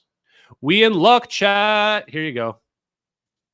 Okay, because this is actually pretty cool, honestly. And you know, you're gonna see, oh, the person deleted their account. Well, whoever posted this deleted their account. There's probably a record of it because I used to credit all the people. Hold on a sec. I'll log out. I hate why every time I go to Reddit, it logs me in every single time. If anyone, by the way, if anyone in the Discord knows how to make it so you don't get auto logged in on websites, I would love it because I hate Reddit. It just logged me in again. Like, so annoying. Okay, there we go. We're logged out. Okay, so I think this was Acelbin. Yeah, I'm pretty sure this was Acelbin, ACYBYN or something like that. Now, look at these patterns. Holy shit. This is the graphical representation of the pattern. Yeah, Reddit's terrible, but the initial investigation when this started, because like you can see the date up here at the top, August 16th. So this was like 3 days before the videos were suppressed off Reddit. Reddit is, by the way, I'm 1,000% convinced that Reddit is fed governments like completely infiltrated and suppressed. I think that they have moderators. Actually, one of the other moderators early on told me that they suspected another moderator being a Fed as well. Because this subreddit specifically of 2.5 million, I think there's like 20 moderators or something like that on this. And I had like an inner look on behind the scenes because I was talking to one of the moderators for a while. And like it's exactly what you would expect. Like it's easily manipulated in terms of the moderation and everything that you would think. Completely wild. This pattern though, man, this just blows my mind. Look at this pattern. So this is a graphical representation of the orbs intercepting the plane and then getting into formation. You can even see the part like 3 seconds in after they get in there, they get into formation. And once they get into formation, the dance ensues, exactly, just like Ibel Cable said here, right? God, I don't know how to say your name. But yeah, this dance ensues. And then they're in perfect sinusoidal pattern. Yeah, this graph is really cool. I've posted it several times. And then this is like the 3-dimensional version of that. And then here, this one's the best, though. I mean, look at this. This is the best representation, in my opinion. You can see the first orb get in, the second orb, and then the third orb. And then once they're all there, it takes them like what? Just a couple seconds. And then once they get into orientation, the perfect pattern begins. Look at that. I mean, that's an electrical engineering, you know, when we look at waves in terms of the wave function stuff that we were looking at, there you go. If these were fake videos, do you really think we'd be able to graph the pattern out like this? I don't think so. Yeah, this was a mega Chad. Yeah, like when I saw this stuff, like keep in mind, guys, so I have like 30 followers on Twitter at this point, right? And I'm watching this and I'm going, holy shit, how can this be fake? After all this evidence, like we have these people are graphing this stuff because every post basically early August was about these videos on this subreddit for like 2 weeks straight. Every post. There were people trying to debunk them, people rebunking the debunk attempts, you know, and some of the same debunks have persisted even since then about this doesn't look right, that doesn't look right, blah, blah, blah. And then you had other people coming in like, yes, I've worked in the Navy. This is exactly what it looks like, blah, blah, blah. It's wild. You guys want to see the streamables? Watch the streamables. Look at this. This is like, who did this? Who made this? I posted this a couple times because this helps you like visualize the actual movements of the orbs because they color code them here so you can see it more clearly. Absolutely incredible. Look at that. Like, what did the corridor crew make this? The corridor crew couldn't even do this. The movement of the orbs is just way too detailed. This one's one of my favorites. So they have it all mapped out of the movement of the orbs because this is when they're vertical around the plane right before the zap. You can see the vector of travel right here as well. And then poof. I mean, it's wild. Yeah, I would love to say it's gorgeous, but like we have to remember 239 people were on board this plane. So it's also horrific. And so here's the final segment. Okay, you guys can see this. Can I full screen this? Yeah. Oh yeah, this is the slow-mo version of it. Now, this one, a lot of people got confused early on because this is only 6 frames per second. So technically, if it was like they were moving in a multiple of 6, it would be like an optical illusion where it would look like they're moving slower than they really are. So people somewhat questioned that. And it's hard to track the orbs because of that. But actually here you can kind of see, like if you follow just the green one, you can see it like moving around the plane.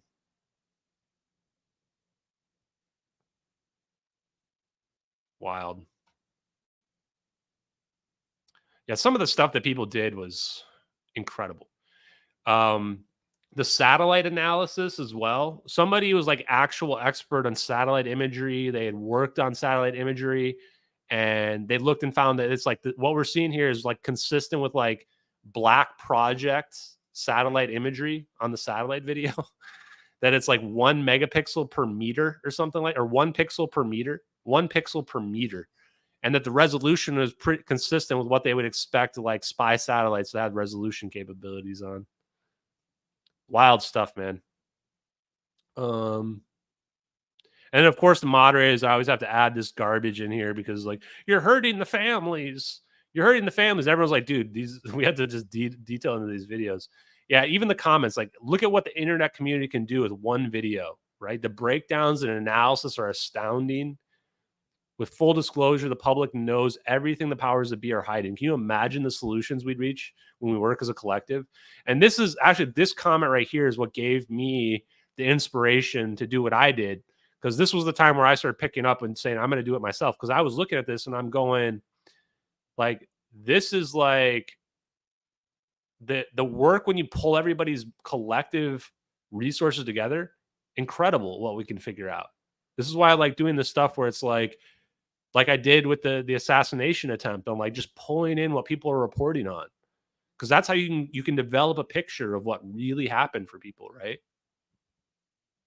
Yeah, unfortunately, I don't think that this is going to ever see the light of day. It's pretty much as good as we're going to do. And for the record, some people have been trying to reach out to people and stuff like that. Like, guys, you got to be very careful about this. Please do not go bothering people. Please do not go bother. And then I'm not talking about like the families. I'm talking like people were like trying to reach out to like military people and stuff like that. Like, guys, be careful, man. Okay. Just that you're not going to get the kind of reception, especially if the videos are real, you're really not going to get the kind of reception that we want, you know?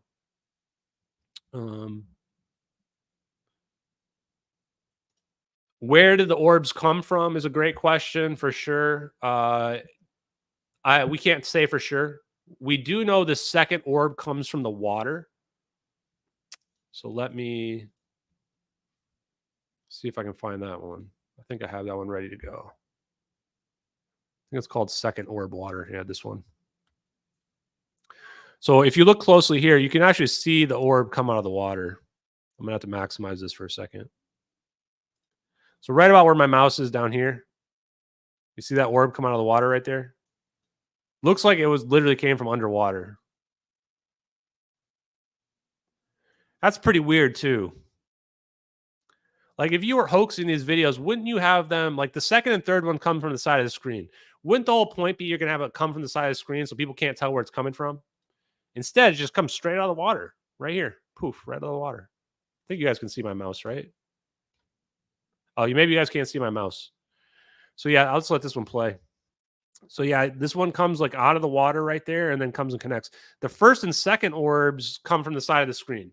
So what does this mean? Could be deployed from a boat, could be deployed from a satellite, from an aircraft, could be deployed from a submarine. Could be anything. Unfortunately, we have no idea. Yeah, you couldn't see my mouse. That's fine. But I think you guys saw it, right? I did ask Catherine T if she saw any other boats in the area. She said she didn't see any other boats, but it was like very dark. So if the boats didn't have like lights on them, not going to see them. So hard to say. Nah, I'm good with the assassination time stuff, guys. Like so here's one thing I want to say as well is that I've never been a big conspiracy guy, right? And also I keep telling people this is the thing that you're going to hear a lot from me. Don't hit on 19. A lot of people are trying to invent additional fan fiction around the events. They want there to be a second shooter. They want the shooter to not be that guy and be somebody else. They want the government to have, be involved in it or whatever. There's no evidence for any of this stuff. And that's where you have to be careful is about not hitting on 19. That's why what I do is I pull the evidence together, present the evidence. People want to go wild with it. I encourage you not to do that because that's how you get discredited. That's exactly what Eric Weinstein told Terrence Howard. Is like, hey, you've got a beautiful mind, but like you're hitting on 19, right? You're trying to get 21. But the problem is that there's only a couple cards that can move you from 19 to 21, an ace and a 2, and that's it. So is it possible? Maybe, but 99% of the time you're going to bust. So this is, again, one of those things where it's like people want everything to be a grand conspiracy. They want the shooter to be somebody else. The FBI is lying about that. The government must be lying about everything. If that's your view, you're going to be wrong more often than you're going to be right. The government's not this monolithic figure that always lies about everything. It's made up of real individuals. And this is like, I hate to bring up Nazi Germany, but Nazi Germany, the reason why the Holocaust and stuff happened is because good people, individuals, when they become an organization, can be driven to do evil things for the greater good because they're just following orders, things like that. That's how government operates. The bureaucracy leads to evil acts occurring. So when you have that situation, it's not that there's some twirly villain, right? That always is twirling their mustache, that is, always just trying to figure out how can we do the most evil thing possible. And that's where like I try to keep people grounded on some of that stuff. Hey, later, the Count of Germain, Count of Saint Germain. Appreciate you, brother. Yeah. Are we attempt to get the routes and the timestamps of the location of all the commercial ships in the water? Not really. I mean, that's kind of a little bit too difficult. But we have Catherine T, who saw the plane. Like Catherine T saw the plane, so we don't really need a lot more. It would be nice to have somebody else that saw the plane, but nobody came forward. Catherine T came forward, and now 10 years later, like you're gonna have a credibility problem 10 years later as well. But Catherine T she was the star witness. I mean, she saw it, right?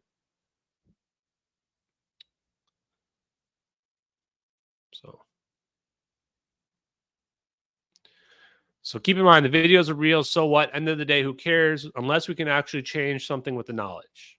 This is a good point by little who to crunk it. Who to crunk. So what can we do? So I think that it's naive to say, well, the videos are real, but we can't do anything. I think that we can do stuff, right? One of the things that you can do is you can profit off of this information because now you know we have this crazy advanced technology. So what can you do with that? Well, you can know what companies to invest in. Should I invest in a rocket company if I know that we have anti-gravity technology? No, technology is obsolete, right? No. And what do we know about this? We know that semiconductors are seemingly connected to this type of technology. That's why Freescale Semiconductors, was involved in this potentially. So what did I do? And this is just what my decisions, personal decisions, is not stock advice. Back in November or end of October, and there's like proof of this in our Discord, by the way, because I wanted to make sure that I wasn't using any insider information and not violating SEC laws in any way. I said, I'm going to invest in NXP Semiconductors. Why? Because NXP Semiconductors bought Freescale Semiconductors the next year, 2015. And I said, if this technology is really magical and semiconductors are what allow it, then I want to put my money in semiconductors. Also, I looked at who the owners of the major investors in there was. Like, I think it's the BlackRock group. I think you guys can double check under NXP. It's basically all the evil investment companies in the world. I said, well, I want to put my money where the evil investment company people have their money. So I put a lot of my free money into NXP Semiconductors. And what has happened to NXP Semiconductors in the last 6 to 9 months? It's gone up like 70%. If I had invested in NVIDIA, if you guys go look at NVIDIA back in November, I think it was at roughly about 400. It's now at the equivalent of 1,300. So it's over tripled in that period of time. So if I had invested in NVIDIA, I would have done more than 70%. I would have tripled my money. So you can profit off of this. Again, this is not stock advice, but if you know this technology is possible, even if it was 10 years ago, you realize that the public is like decades behind the military. You know what technologies are going to be the emerging technologies. So there are ways. Rob Lee, peace, brother. And we're going to end in about 10 minutes. We're going to answer some more questions and maybe show some other clips as well that I have. I'll take a look. Yeah, the reason why it went to Earth is because it would had to have been connected somewhere. But yeah, same idea as Bitcoin, right? It's like if you bought Bitcoin when it was like $100, now it's at 60,000. You know, if you have the foresight to see the landscape of the future, you can profit off of it. Also, the other thing I would say too is that when you're looking for a job, where do you want to work? You know, based on what you want out of life, maybe you want to work in some of these emerging technologies. Or if you have children and you say, I want my children to have the best opportunities possible in the future, what should they go to school for? I would say electrical engineering. Electrical engineering. Engineering is not glamorous, but if you can make shit like that, if you can make stuff like in these videos, that's amazing. That's the magical technologies right here, right? This is what I want my kids doing. This is what I want to do. I didn't know electrical engineering was this cool. I didn't know we could do that. Look at this. I want to work on whatever we can do that, right? So there are ways where you can take advantage of this. And that's what I would encourage people to do. Now, be careful, of course, because you can always mess up. You can invest in the wrong thing, blah, blah, blah. But that's my opinion. Gray Scout, thank you very much for the donation. Appreciate you. It's very nice of you. I appreciate it. If you have any questions, feel free to ask. Thank you very much. Yeah, defense stocks as well is another thing that you can take advantage of because war never changes. Okay, let's see what other cool videos I got to share with you guys before we close out for tonight. Let me see what else I got, chat. Let me see what else we got. Oh, this is one of my favorites right here. Stay tuned in that way. We got a lot going on. Can I give you my best silly wild ass guess? Okay, sure. somehow somebody opened up an interdimensional portal in that plane, went through it, and we don't know where it is or where it's going to come out at, but somehow it's lost for the time being. It will be found again. It fell in a hole. Okay. All right. Well, please do stay tuned. Sorry, what? In that way, we got a lot going on. Can I give you my best silly wild ass guess? Okay, sure. Somehow somebody opened up an interdimensional portal in that plane, went through it, and we don't know where it is or where it's going to come out at, but somehow it's lost for the time being. It will be found again. It fell in a hole. Okay. All right. So that's Mike Harris, who was a consultant for Motorola when Freescale Semiconductors broke away from Motorola. He's talking to Carrie Cassidy, I think her name is, from Project Camelot. This was from a 1-hour interview a few days after the plane disappeared. And it was all about Freescale Semiconductors. The whole interview was about Freescale Semiconductors. The CIA came to Mike Harris after this and told him to shut up. I did an interview with him recently with Kevin, I think. And I asked him, and he said, basically, I was making an informed, educated guess. It's quite the educated guess right there. Turns out we got 2 videos of the plane disappearing out of space-time, and you're talking about portals? And you happen to work for the company that Freescale Semiconductors broke away from? And I asked him, yeah, wow was right, chat. Wow was right. So for the Nick Fuenteses out there, how's that video grab you? Turns out that a guy was a consultant for Motorola when Freescale broke away from them. He said that Motorola was looking into superconductive microchips back in the late 1990s as well. Because I asked him, I was like, what do you think about superconductivity? We also found another clip from Mike Harris's YouTube channel from like years ago, talking about quantum mechanics as well, and quantum teleportation. What? Weird, man. Mike Harris is like a smart guy too. From talking to him, like he's not some weird wackadoo guy. Like he's an educated, smart guy that's a successful businessman. Charles, thank you very much for the donations. Guys, I never know what these currencies are, but I appreciate it. 20 R's, baby. I'll take those 20 R's. I think orange means good. Was there a time when you felt like the agency wanted to know something from you about the investigation? If so, what was the subject of the question line? No, I don't ever feel like I've had like agency reaching out to me, but I've probably had people that were trying to infiltrate either me or my inner circle or the Discord. I've definitely had people, especially early in the investigation, tons of people were trying to get into my DMs and tell me what to think.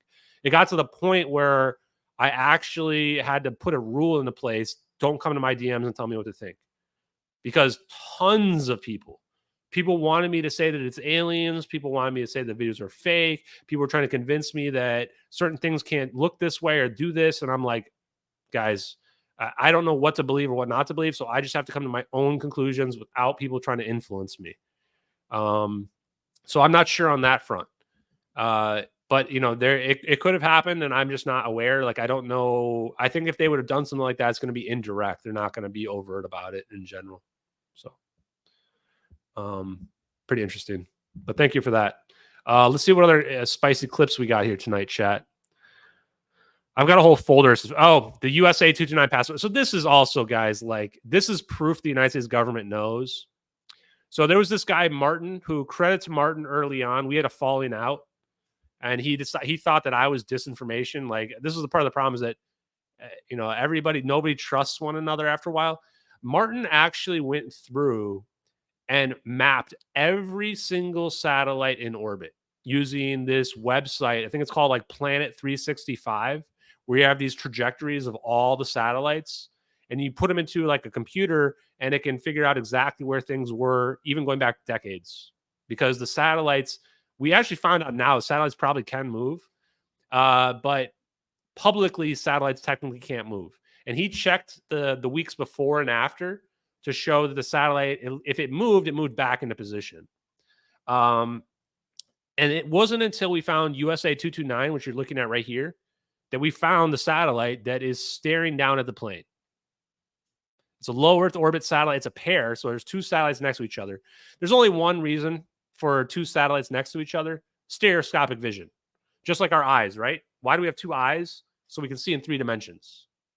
That's got to be the reason why they have two satellites. And the point of these satellites is a naval ocean surveillance satellite, NOS, that has signals intelligence capability, meaning it does connect to other assets.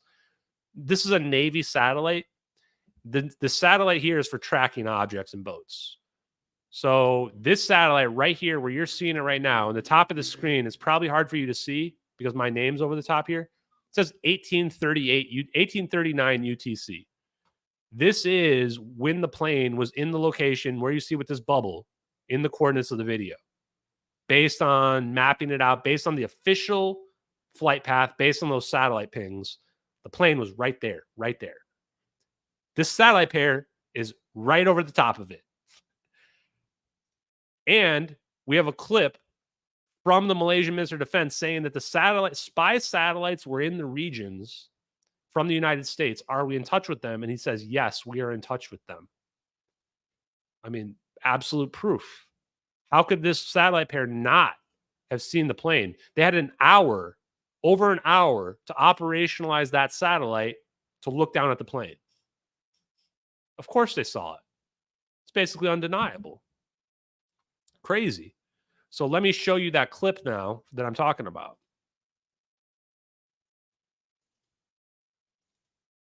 There are U.S. spy satellites.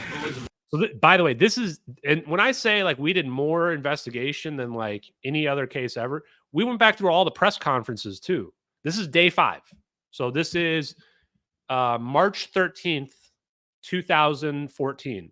Day 5 press conference. You guys can go look it up yourself, watch the whole thing if you want. This clip right here, I was just like, what did he just say? Tell us, there are U.S. spy satellites over the regions. Are we in touch with them? Yes, we are in touch with them. Could you elaborate? There are U.S. spy satellites over the regions. Are we in touch with them? Yes, we are in touch with them. One more time. Tell us, there are U.S. spy satellites over the regions. Are we in touch with them? Yes, we are in touch with them. Could you elaborate? Yeah. And then the reason why it keeps going is, are you ready for this?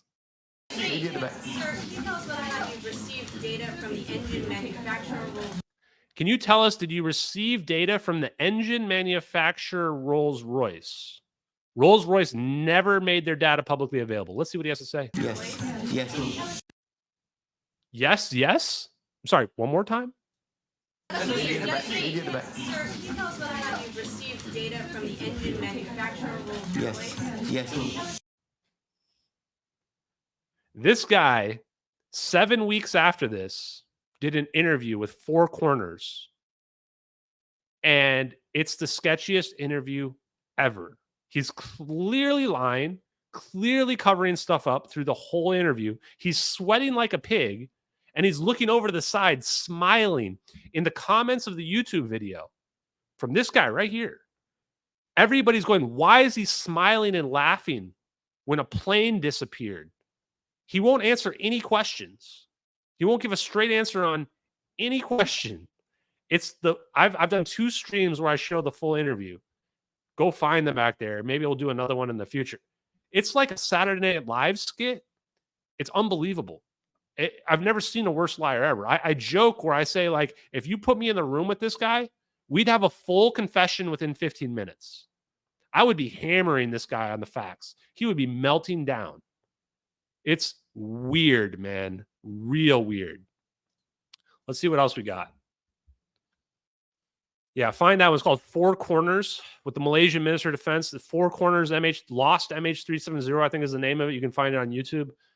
Oh boy, if you're in for a laugh tonight and like a sad laugh, watch that interview because it's dark, man. Messed up. Okay, let's see what else we got. Weird. I'm just going to show this one real quick, which is the cloud sinking.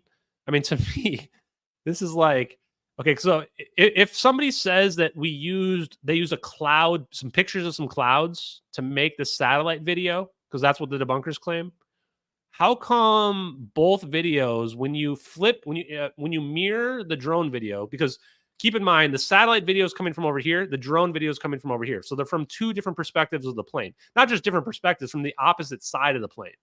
So you need to mirror the drone video so that it looks like it's coming from the same side. When you mirror the drone video and then put them side by side, you can see the same clouds in both videos. So if you at the very north of the screen in the satellite video is somewhere where the drone is just off the screen. Watch this. There's the first cloud right there. You see this first cloud? You see this first cloud here? We can tell that this cloud either has to be the cloud right in front of the plane, which it probably is not because the plane's in front of the cloud here. And we can tell that the cloud is above the plane. So what cloud is this? It's got to be this cloud back here in the bottom right of the cloud of the satellite video. So we can basically draw a straight line from the cloud in the bottom right of the satellite video through the plane and figure out where the drone is. And, well, could we triangulate it? Well, if we have a second cloud, do we have a second cloud? We have a second cloud. There's the second cloud right there. Huge cloud right here, which is obviously this one right here on the right side of the satellite video. So on the very right side of the satellite video, you see this huge cloud. That's the one you see at the bottom video here of the drone video. So if these are real clouds, everybody agrees we're looking at real clouds. They just claim they come from a picture of real clouds. How come the clouds match also in the drone video from a different perspective, from a completely different perspective? Pretty weird. So yeah, pretty some strong evidence that what we're looking at here is potentially real. Now let's see what else we got. Oh, this is oh yeah, I do have some of the overlay videos here too set up. This one's interesting. This is the inverted version of the one I was just showing as well. I'm gonna have to go different. Let me just go full screen here. So you can actually see the orbs get displaced. So this right here, where you see the orb like going back behind the plane, and you can see that the orb is blocked by the view of the plane from the camera, right? Yeah, and imagine like this is just too much work. Exactly. Look at the work. So if you're a CGI artist, look at what we're looking at right here. Now, not only do you have to make these orbs and the heat signature, but when they go behind the plane, you've got to make it look exactly like it's behind the plane. Like this shows we're looking at a real object being occluded by the plane in front of it right here. Like this frame right here. This frame is the money frame. The orb is behind the plane here in this frame. This is the kind of details where nobody's faking this into their video. You would just avoid making a frame like this because it's too hard to get this accurate. Way too much work. Let's see what else we got.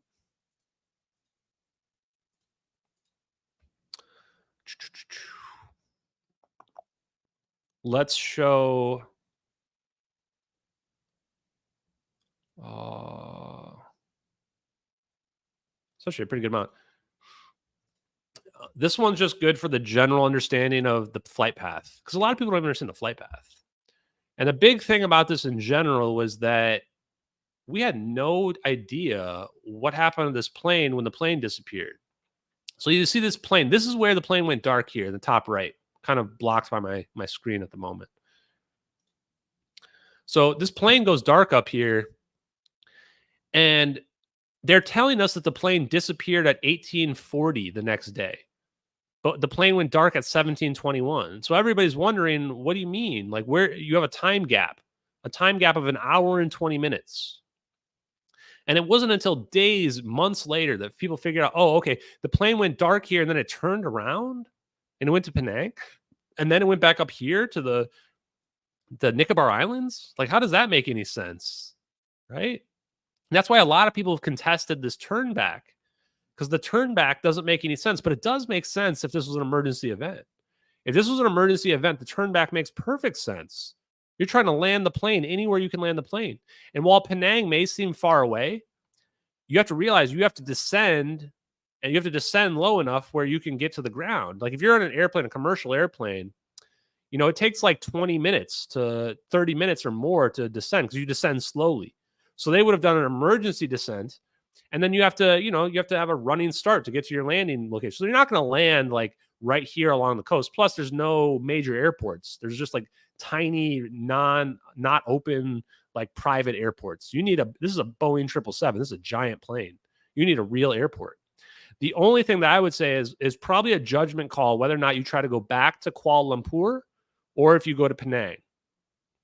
So potentially you could say going back to Kuala Lumpur, the origin point might have been safer, but no, it went back to Penang, which is interesting. Not sure why. I mean, we can guess why. It's closer. You're trying to go to the closest place. Then the big question is, why does it not land? So this is where like Captain Dan Hanley, the people that think like the plane was remotely controlled, this is where Florence de Changy and Guillaume Watrellos, the French father, were both told or have sources that claim that 2 AWACS were in the area. AWACS are the radar jamming planes. So we don't even know for sure that the pilot turned off the transponder. You watch these videos from like Green Dot and Mentor Pilot and stuff like that. They claim that the pilot turned off the transponder. They don't know that. That's not a fact. They're speculating.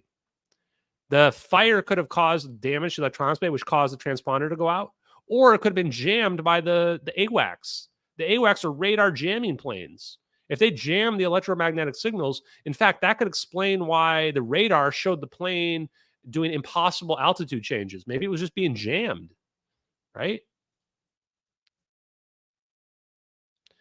Yeah, I don't think the plane did evasive maneuvers. It's more of an emergency turnback. So when it did this turnback, they had to disengage the autopilot, and they had to do an emergency turnback maneuver. Like they're turning it more than what the autopilot would do. And it was recently people looked at the radar to determine that they did an emergency descent here as well. So, yeah. The real question is, why don't they land in Penang? And then why are they flying to where Catherine T's boat is over here? Because if this was a suicidal pilot, then you're going to beeline it directly over Indonesia. You would fly over Indonesia into the South Indian Ocean. You're not going to go northwest like this flight path has. So this flight path is a strong evidence that this was some kind of emergency event. And then it gets weird. Hey, Little Huda Crunk, appreciate it. Rob Mobb says the Forbes, or was it New York Times, were making up Russian cover stories within 48 hours. Yeah, and honestly, a lot of the Russian bullshit comes from Jeff Wise as well. Keep in mind, in 2014, we were at the height of Russia insanity, right? It was Russia is the worst thing in the world. Putin's the worst thing in the world. Everything was being blamed on Russia, right? Everything was being blamed on. I don't think Russia has the technology to pull this off, frankly. Catherine T she was like, so the boat that she was on only had like 3 people on it. So it's the middle of the night. Somebody has to stay up all night because you don't want your boat to go crashing into something. So she was on watch that night. And that's why she saw the plane, because it was 2 a.m. when the plane comes overhead. Basically pitch black. I don't think the plane went back in time. I think the plane went forward in time. So technically, reverse time travel theoretically is not possible. It might be. It gets kind of weird. But you can definitely go forward in time. We know that from Einstein physics. Time dilation is real. And time dilation allows you to go forward in time from your perspective. Like, so for me, I could appear in the future. That's possible. That's allowed. And that's not really time travel because you're not breaking causality. If I go back in time, then you have the paradox where you can, kill your grandparents or sleep with your mother and become your own son or some weird shit like that. Going forward is not a problem, which is why it might make sense that the people in the Nicobar or in the Maldives saw the plane in the early morning hours. Maybe it time dilated to the future. And that's why, it got there somehow at a time that doesn't really make a lot of sense. Yeah, retrocausality, like that's why I'm being standoffish about it. Retrocausality is starting to get pretty weird, and I actually do think it's possible, but like that does beg the question, like, are you creating alternate timelines, or is there a Mandela effect that occurs or whatever? I try to avoid some of that because it's pretty out there, pretty hard to understand. Pretty hard to rationalize too. We're already dealing with enough shit here. I mean, we got portals going on, wormholes, we got warp drives, we got floaty orbs, right? I mean, there's enough. We'll let other people figure out the Mandela effect and the time dilation stuff. Okay, let me see if I've got any other cool videos for us real quick. There was one video. I think that's all the plane videos that I wanted to show. I'm not going to go through a lot of the debunker stuff on this one.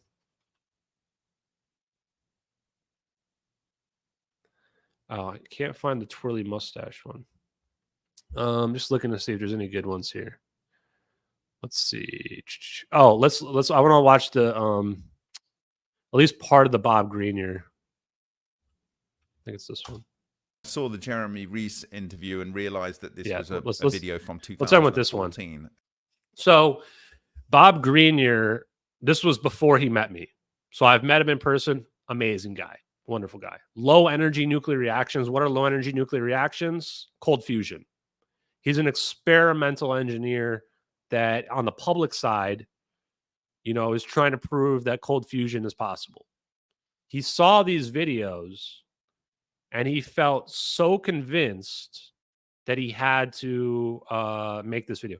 For the person who can't find the Carrie Cassidy, maybe somebody can help you out and find that. It's Project Camelot. It was a hard video to find. Some of this stuff, like this is where the MH370X people in MH370X found stuff that's like not even on the normal internet, like only on the Wayback Machine. People found shit that nobody else has ever found. Like it's crazy how much stuff we've dug up. And I haven't even posted a lot of it. I have links to like everything, but the problem is like I have thousands of links at this point. So anyway, Bob saw this video before I met him, felt compelled to make this video, and I edited it down to just about 7 minutes. And with the context that I've just given you, and let's watch. And what you see, and knowing that this can cause things to disappear, and when they tend to do that disappearance, they go in a flash. I was compelled to do this. So Bob knows that these kind of reactions can cause stuff to disappear. Now, Bob's belief was that this was an annihilation event because from his background, what he's seen from like these types of quantum effects is that they like drill holes through solid matter, right? Like basically, like if I were to take these napkins and just like burn a hole through it, but instead of it being a napkin, it being like a piece of metal, and it just burns these holes through it, and it causes these like teleportation or alchemy type effects. And he saw this, and he was like, "Whoa!" And the big kicker for him was he saw the heat signatures in the orbs. Attack the project when they feel that we're going off subject. I'm sorry for you. But I believe that this is fully on subject, and I think that at some point we've got to address ways in which this technology has been used.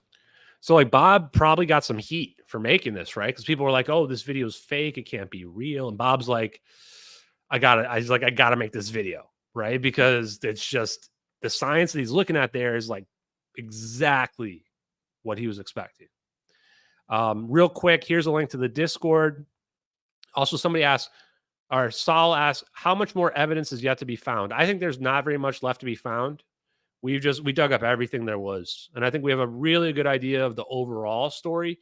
The bits and pieces that we're not sure about, I don't know that we'll ever know unless the government just admits what they did. And that's where it's like, the benefit though is we have so much evidence that it's hard to lie at this point. Because any fake story has to fit with all this evidence that we've developed.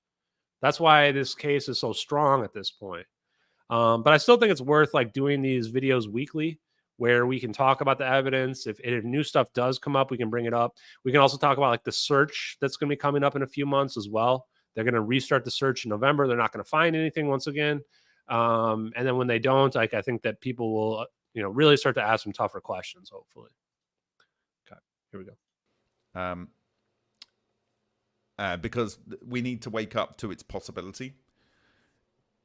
If it turns out to be fake, well, it's a pretty well-informed fake, is all I can say. And I didn't go back in time and force them to make this video with what we know now. This would So that's a pretty crazy statement, right? For him to say like, because he's the world of low energy nuclear reactions in the public side is not this giant field. Like Bob knows everybody who's in it. So Bob's like, I didn't make these videos. I didn't go back in time. So Like, this is a pretty well-informed fake. Kind of imply that these are warmer than the environment. And for that to happen, one might expect that if they didn't have their own energy source, they must be extracting the energy from the environment. Right there. Guys, people wonder, Ashton, why are you promoting free energy over unity? Because of what Bob just said. These orbs need a power source. What is the power source for these orbs? They're creating space in front of them. They have no propulsion. They have no chemical propulsion coming out of them. You can see this heat, smoke coming out of the plane. There's nothing coming out of this orb. Where's the energy coming from? Why are they hotter than the environment? Why are they hotter than the area around them? They're extracting energy from the environment through cold fusion. It's compressed plasma, just like Salvatore Pais' patent. This connects the idea of over unity and cold fusion. The government figured out cold fusion over a decade ago. We're staring at it right here. It's not the way that we think, but that is literally the power of a sun in the palm of your hand. This is Spider-Man 2, Doc Ock right here. You're staring at it. That's where the energy is coming from. That the exotic vacuum objects will fire a thing, or it has some sort of projected field out in front of it that will cause other exotic vacuum objects to orbit around them. So there is something that goes out in front. I believe that this is the toroidal moment, the beam that goes out far faster in front of it. And that, along with the, let's say, the Ukon of Asara, this part of the fractal toroidal structure, this part here. That's your heat signature right there. We found the DOE has a Twitter page where they posted this literal heat signature. It looks just like the orbs. Why does the Department of Energy posting stuff about plasma fusion and plasma physics, and they have a picture of an orb with a heat signature just like this, just like the orbs we see? This changes epsilon 0 of the physical vacuum, and it has like a beam that comes out in front of it, and that enables all of the funky magic that these things can do. Often we are seeing, and maybe, I don't know if I can zoom in, I can't zoom in. We are seeing the non-radiation. Yeah, epsilon 0, I didn't mention. What is epsilon 0? That's a physics term. It means the vacuum permittivity. So again, the idea of vacuum permittivity comes back to the idea that we have to think of space as a medium. And we've got these energy fluctuations that are in, let's say, equilibrium, right? So imagine equilibrium is our trampoline, or let's say the water and there's no waves, or the trampoline is perfectly still. You bounce on the trampoline, and what happens? You get this indent in the trampoline, right? You get this indent. If you can manipulate the vacuum permittivity, the natural energy levels, and you can distort it, now you can distort space-time. Now you can distort the medium. And how do you do that? You do it through electrical charge. Radiating boundary, and you can go and look at this video itself, but inside that, there is a much smaller thing, and it does tend to be offset. It does tend to be offset. And that would be consistent with the toroidal structure in the center and the kind of mushroom that it creates with the material as it goes around orbiting the fractal toroidal structure in the center of the exotic vacuum object. Look, here we go. We have our non-radiating boundary, okay? So non-radiating boundary is basically the field. So the question that I have is it a glass ball with the gas inside of it? Or is it just that's like the edge of where the reaction is occurring? And the reaction, the force gets to that part, and then it just umbrellas back around. I'm not sure. I lean towards there being no structure, that it's just a field, an energy field. But I could be wrong on that front. And we have this little tuft of thing at the top, right? Now, I'm going to go you back to the monopole in this presentation. And we have shown that our work is actually more accurate than this. And this monopole is very interesting as well, because it's a matter of perspective of how you look at the orb. And that's probably why you're seeing the Ukon of Asara there as well. And he's saying that we've done our own experiments, and the experiments are even better than the theory, supposedly.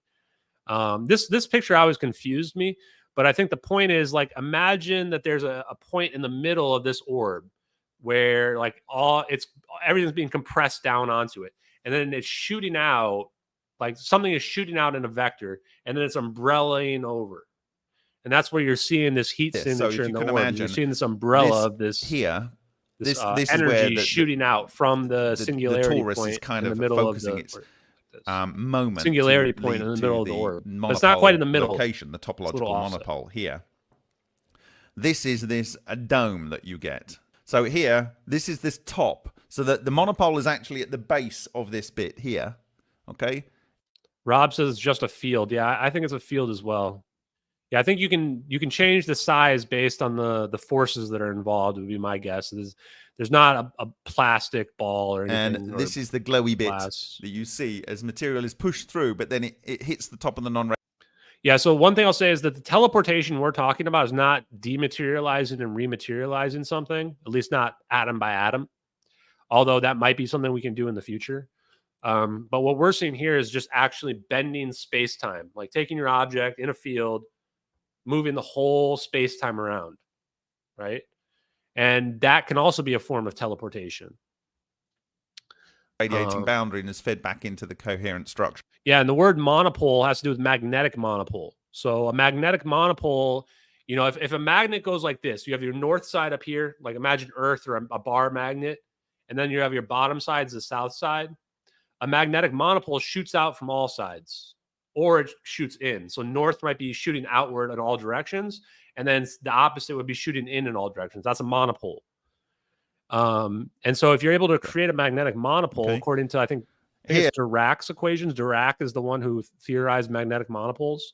That's how you can create cold fusion potentially. Because you imagine a force where where all the magnetic force is going inwards onto a single point. Well, what's going to happen? Potentially you're going to get cold fusion, possibly the same way with like sonoluminescence, where they use sound waves and they create a little star in a jar. It's all about compressing your plasma down onto a single point. This is very, very clear. This is almost exactly looking like the Aalto University peer review. And then he drops Aalto University. So I Googled Aalto University because I had never heard of it. Like back when Bob was posting, I didn't know anything about any of this stuff. So I Googled Aalto University, 2015, Aalto University, magnetic monopoles. I'll pull it up for you guys. You guys can look it up yourselves.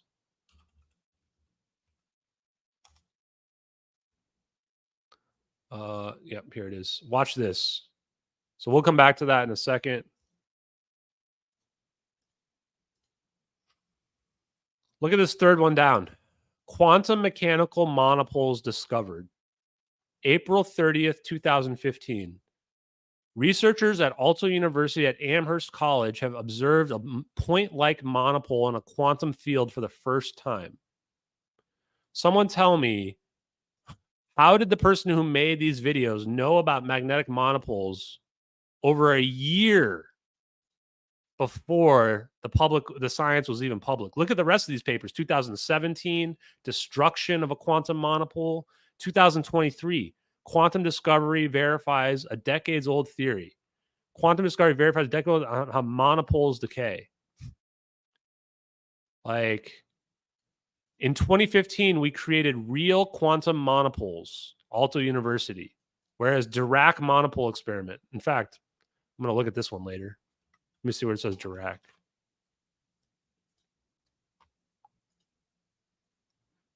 Uh, 2014, we experimentally realized a Dirac monopole, Paul Dirac's 80-year-old theory where he originally considered charged quantum particles interacting with a magnetic monopole. A Dirac monopole experiment simulates the motion of a charged particle in the vicinity of a monopolar magnetic field, right? So like I just said, either all out or all inward. The quantum monopole has a point-like structure resembling its own field, resembling that of a magnetic monopole. I mean, guys, what the hell? Structure. So the monopole would be at this point. The toroidal moment would be going out this way, and you can see the dark area in front, so it's cohering energy from here, okay? So this is traveling in this direction, and it's cohering energy from in front of it, and that comes into what I call the Borg. Yeah, it becomes part of the collective. There, this is very, very clear, okay? So the monopole's location is here. This is the non-radiating boundary, okay? This is the phase inversion. The dark area above will be where it's cohering energy, and you will have the disruption beam coming in to the monopole at the bottom here. So when I saw this video, it was like, well. So this is probably my favorite part about his clip. And we're almost to the end here.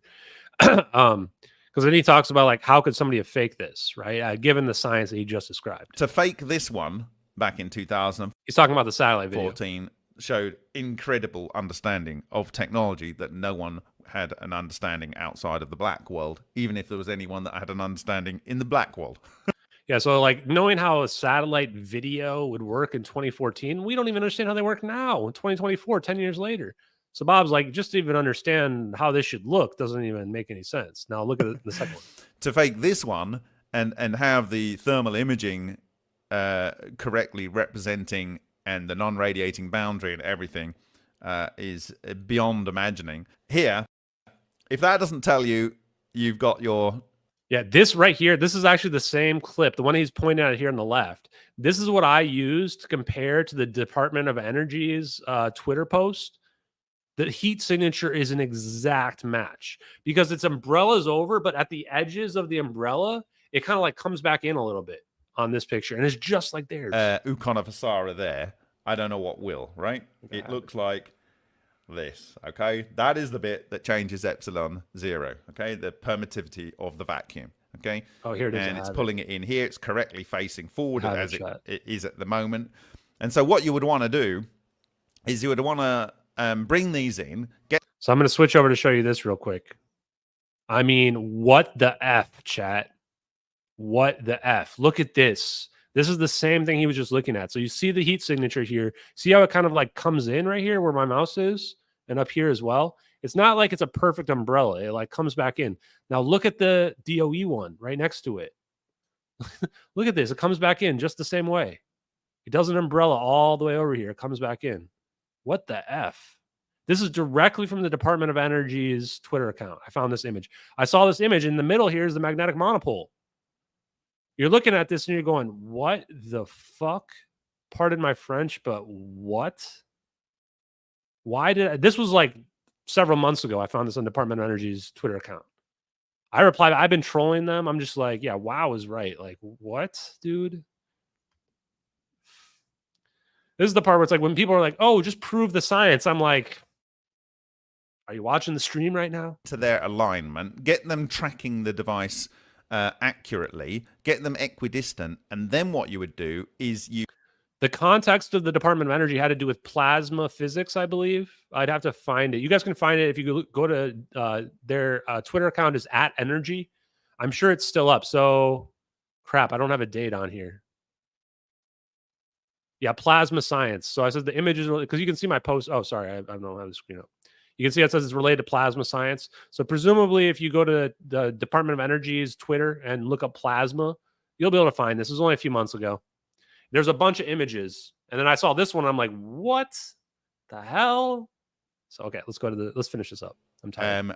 Rotate their orientation so their toroidal moments link up and make a super tor that would then have its azimuth going through the center. Okay, so this last part's really important too because it took me so long to understand this. But basically, there's a toroid inside of this thing that we've got here. In fact, I think I have a video of somebody recreating the toroid thing as well, experiment. And the toroid basically is just a donut shape, which confines the magnetic field. Okay.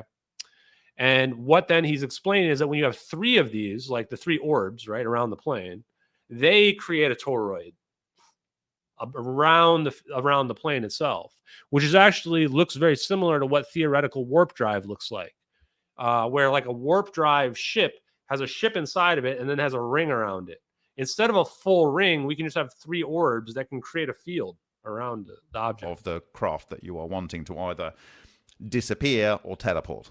If you reduce the overall diameter of the Tor -1, the field strength both in the Tor -1 and through the azimuth goes up exponentially. And this is already experimentally proven. If we generally get accepted that this is technologically possible, we have the most incredible future ahead of us.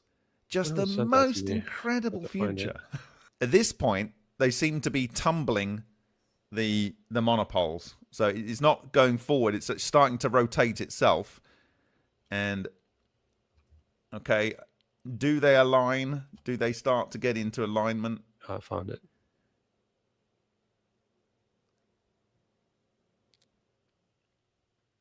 Because what you want is the monopoles to have their own azimuth to produce a ring to create another tour above. Yeah, plasma, like I would have never guessed that plasma was the secret to any of this. Never in a million years. And that goes to show how well they hit a lot of this, is that plasma physics is the secret. It's like, and it makes sense in retrospect. You're like, why are we working with like solid state materials? Why are we not working with plasma? Plasma can get some of these effects, but it's also malleable. It's manipulatable. You can manipulate it, right? And then you pull these in, and that creates the unification of the forces at phase singularity of the -1 tours. Look, okay, so they're pulling in at that point, right? And so when he says they pull in and they're amplifying their energy, that's when I found out about Coulomb's law. And then I found out that Salvatore Pais name dropped Coulomb's law as well, Coulomb's gauge. And I went, oh shit. I looked up the equation. Sure enough, as the distance reduces, the force increases exponentially. That's exactly what you want. Right before. So they're rotating and pulling in. Okay? That is exactly what you would need to do. And boom, it disappears. Great video. Love Bob Grenier. Awesome guy. So real quick, we're probably going to look at this on Wednesday for science, but I want to show you this. How I made my own plasma toroid. Look at these rings. And it's funny because the one I was trying to find, somebody sent it to me recently. Let's click this recent one. So they're making their own plasma toroids basically here. The one, I don't know who sent me the one recently, but if you can send me it again, because I think I lost it. You basically just touch it and it turns on, and then look at this. This is what Bob Grenier is talking about. You basically can create a plasma toroid, and what you'll see is it creates a dome field around it. Now, this is obviously very rudimentary compared to what we're seeing in the videos, but it goes to show the type of science that we're talking about. Shit, look at that. Oh, I'm definitely posting this on my Twitter account. I'm definitely posting some of these plasma toroid videos. These are wild. Look at this.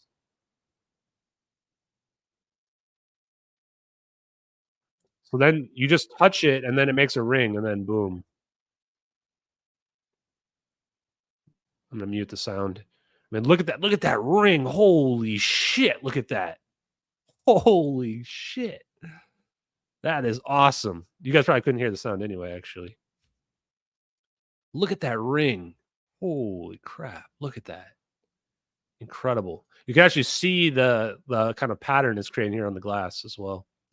So this is like similar to the science that we're talking about with respect to those orbs. Pretty cool, huh? Yeah, holy shit is right. Look at that. Are you fucking kidding me? Only 17,000 views. Let's give her a thumbs up on this. Let's give her a subscribe.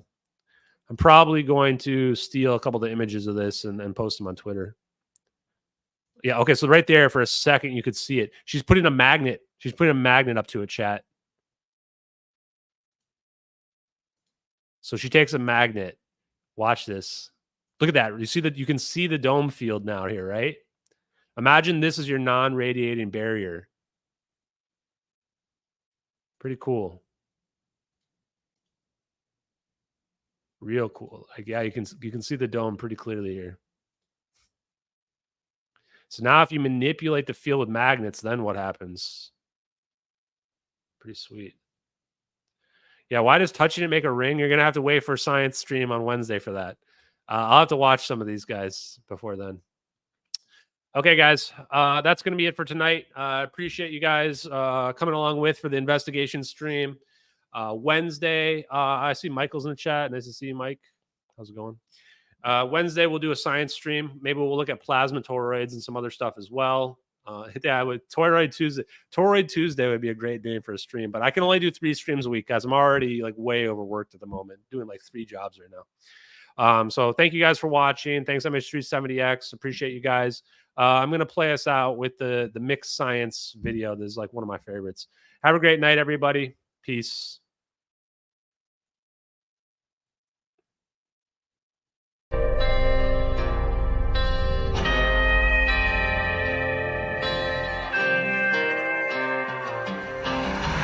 in the fields where the skies are wide, talking about a journey through the cosmic ride. Einstein and Thorne, they set the stage for a trip through time across the space age. Wormholes connect distant points in space, traversable paths to a far-off place. No black holes pull, no crushing weight, just a cosmic tunnel to a distant gate. Talking wormholes, stargates, negative energy, travel through the cosmos, it's our destiny. MH370, where did it go? Bowling 777 through a wormhole flow. We're talking wormholes, stargates, negative energy, travel through the cosmos, it's our destiny. MH370, where did it go? Bowling 777 through a wormhole flow.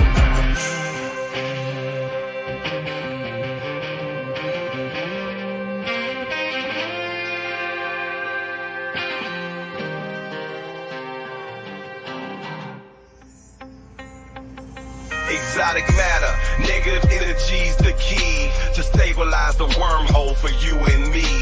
Quantum vacuum squeezed so tight, creating conditions for this wondrous flight. Static fields and lasers in the lab they play, generating forces in a new kind of way.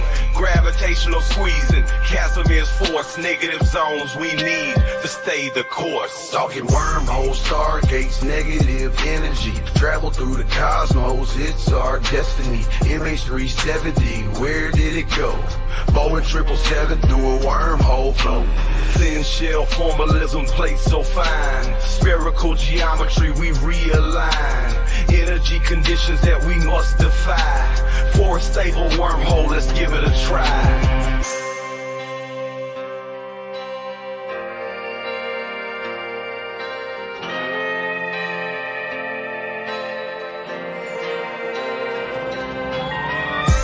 Forces balancing the plates, creating the throat, open the gates, from Earth to the stars in a single bound, a shortcut through space profound. Engineers and dreamers hold the key to future worlds and what we could be. With science in hand, we forge ahead through the cosmic paths that we now tread.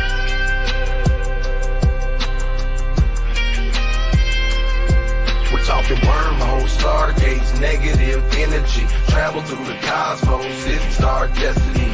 MH370, where did it go? Boeing 777 through a wormhole flow. From the fields to the stars, we break the chains. Understanding the universe, we make the gains. Lil Hula Crunk shines, bringing truth to light. Through his music, we'll explore the night. With wormholes and stargates, our path is clear. Exploring the cosmos.